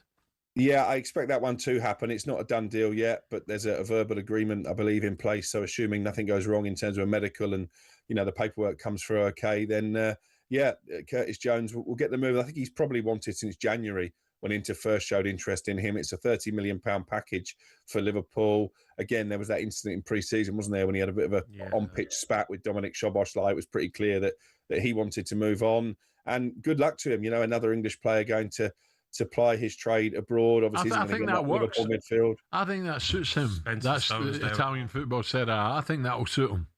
Yeah, and it might help him get back in the England squad, potentially, if he plays week in, week out, into which he wasn't going to get at Liverpool. But it's another player leaving Anfield as well. And again, we're here, less than 2 weeks now until the window closes. Liverpool fans are a little bit concerned about their lack of squad depth, that they're still trying to get Bradley Barkley. I think that could happen between now and September the 1st. I think they need that big signing to get the fans excited. Crookie, what about your team, Manchester United? Because with Baleba coming in, midfield is sorted, attack, maybe one more striker, but defensively, surely it's worrying times for Manchester Centre back, full back. I think left back is the next priority because obviously Luke Shaw has had a record of injuries. He's not going to play every minute next season, particularly when you factor in the Champions League. Baleba is a player they've tracked for a long time now. Didn't have a great season at Brighton. I think had his head turned by Manchester United's interest. So I think they need Baleba to get back to the form he showed the previous campaign, and that could be a really good addition in midfield. One of the left backs on their list is the boy Rahm, the German international at RB Leipzig. He's got a £34 million release clause in his contract. They thought he would probably go to Bayern Munich this summer, but that move doesn't seem to have materialised. So, yeah, definitely a left back is a priority. I've not heard. I mean, they were linked with Gerald Quansah, as everybody seems to be, but that was played down by my source at United. When everybody's fit, they've got a decent number of centre backs. I think Maguire, De Ligt, Yoro, Heaven, when last Martinez. did De Ligt been fit, though? Well, that's the problem. He's back on the grass, but that back injury he's had seems to have taken an age to recover from. So, yeah, I mean, I understand the argument for a centre-back, but I'm not sure it's going to happen this window. Now, Crookie on to Tottenham. Double sweep, Savinho and Marmoush from City. I quite like that, to be honest. Yeah, I do as well. I mean, I'm not sure they're, quite at the top level, but you look at Tottenham, 17th the last 2 seasons, obviously trying to be part of the European conversation this season. I think definitely both players would improve their squad. If I was a City fan, though, I'd be a little bit concerned about the Marmoush one in particular because they don't really have another backup option, do they, to Erling Haaland? I get it from his perspective. He's not going to be first name on the team sheet all the time. Haaland is fit and firing. He wants to go out and play, but does that leave them a little bit short of firepower? Yeah, I think so. Yeah. And they're both players with a bit of flair, so that'll suit the Tottenham fans. And finally, we'll mention Baleba to Manchester. I was going to say one that you'd be interested in. Liam Delap. Yeah, he turned down Como, didn't he, Crookie? He wants to stay in the Premier League, but who is going to want him? Well, both him and Nicholas Jackson are training away from the first team squad at Chelsea, so that tells you they're definitely not required this season. I think if Ollie Watkins was to go to Saudi Arabia, then Nicholas Jackson probably would be the player Villa targets, replacing me. Worked with Unai Emery in Spain before. The issue with Delap is they want 40 million. Chelsea. He only got 1 goal in 28 Premier League games last season, so I think a lot of clubs will be reluctant to pay that. Yeah. I think this could be one that might drag on even until the final day of the window, and then Chelsea might have to lower their asking price, maybe even entertain a loan deal. He works hard. Don't get me wrong, he puts himself about, works hard, but he's not got that Clinical. Clinical, and that bit of magic. And as for Jackson, listen, again, he runs around like mad. He's got great pace. Yeah. But he's not a finisher for me. No. I don't know what his goal record before was, but for me, he's not clinical. He's not a good finisher. But I think as well, Alan Crookie, I remember saying this last season that Delap should have went to a club like Everton first. Sometimes this can prove, can't it? Taking that big leap. He wasn't ready for Chelsea, was he? No, he wasn't. I mean, it's hard to turn down, isn't it? Living in London, playing for one of the top clubs in the Premier League, obviously a huge financial incentive, but he did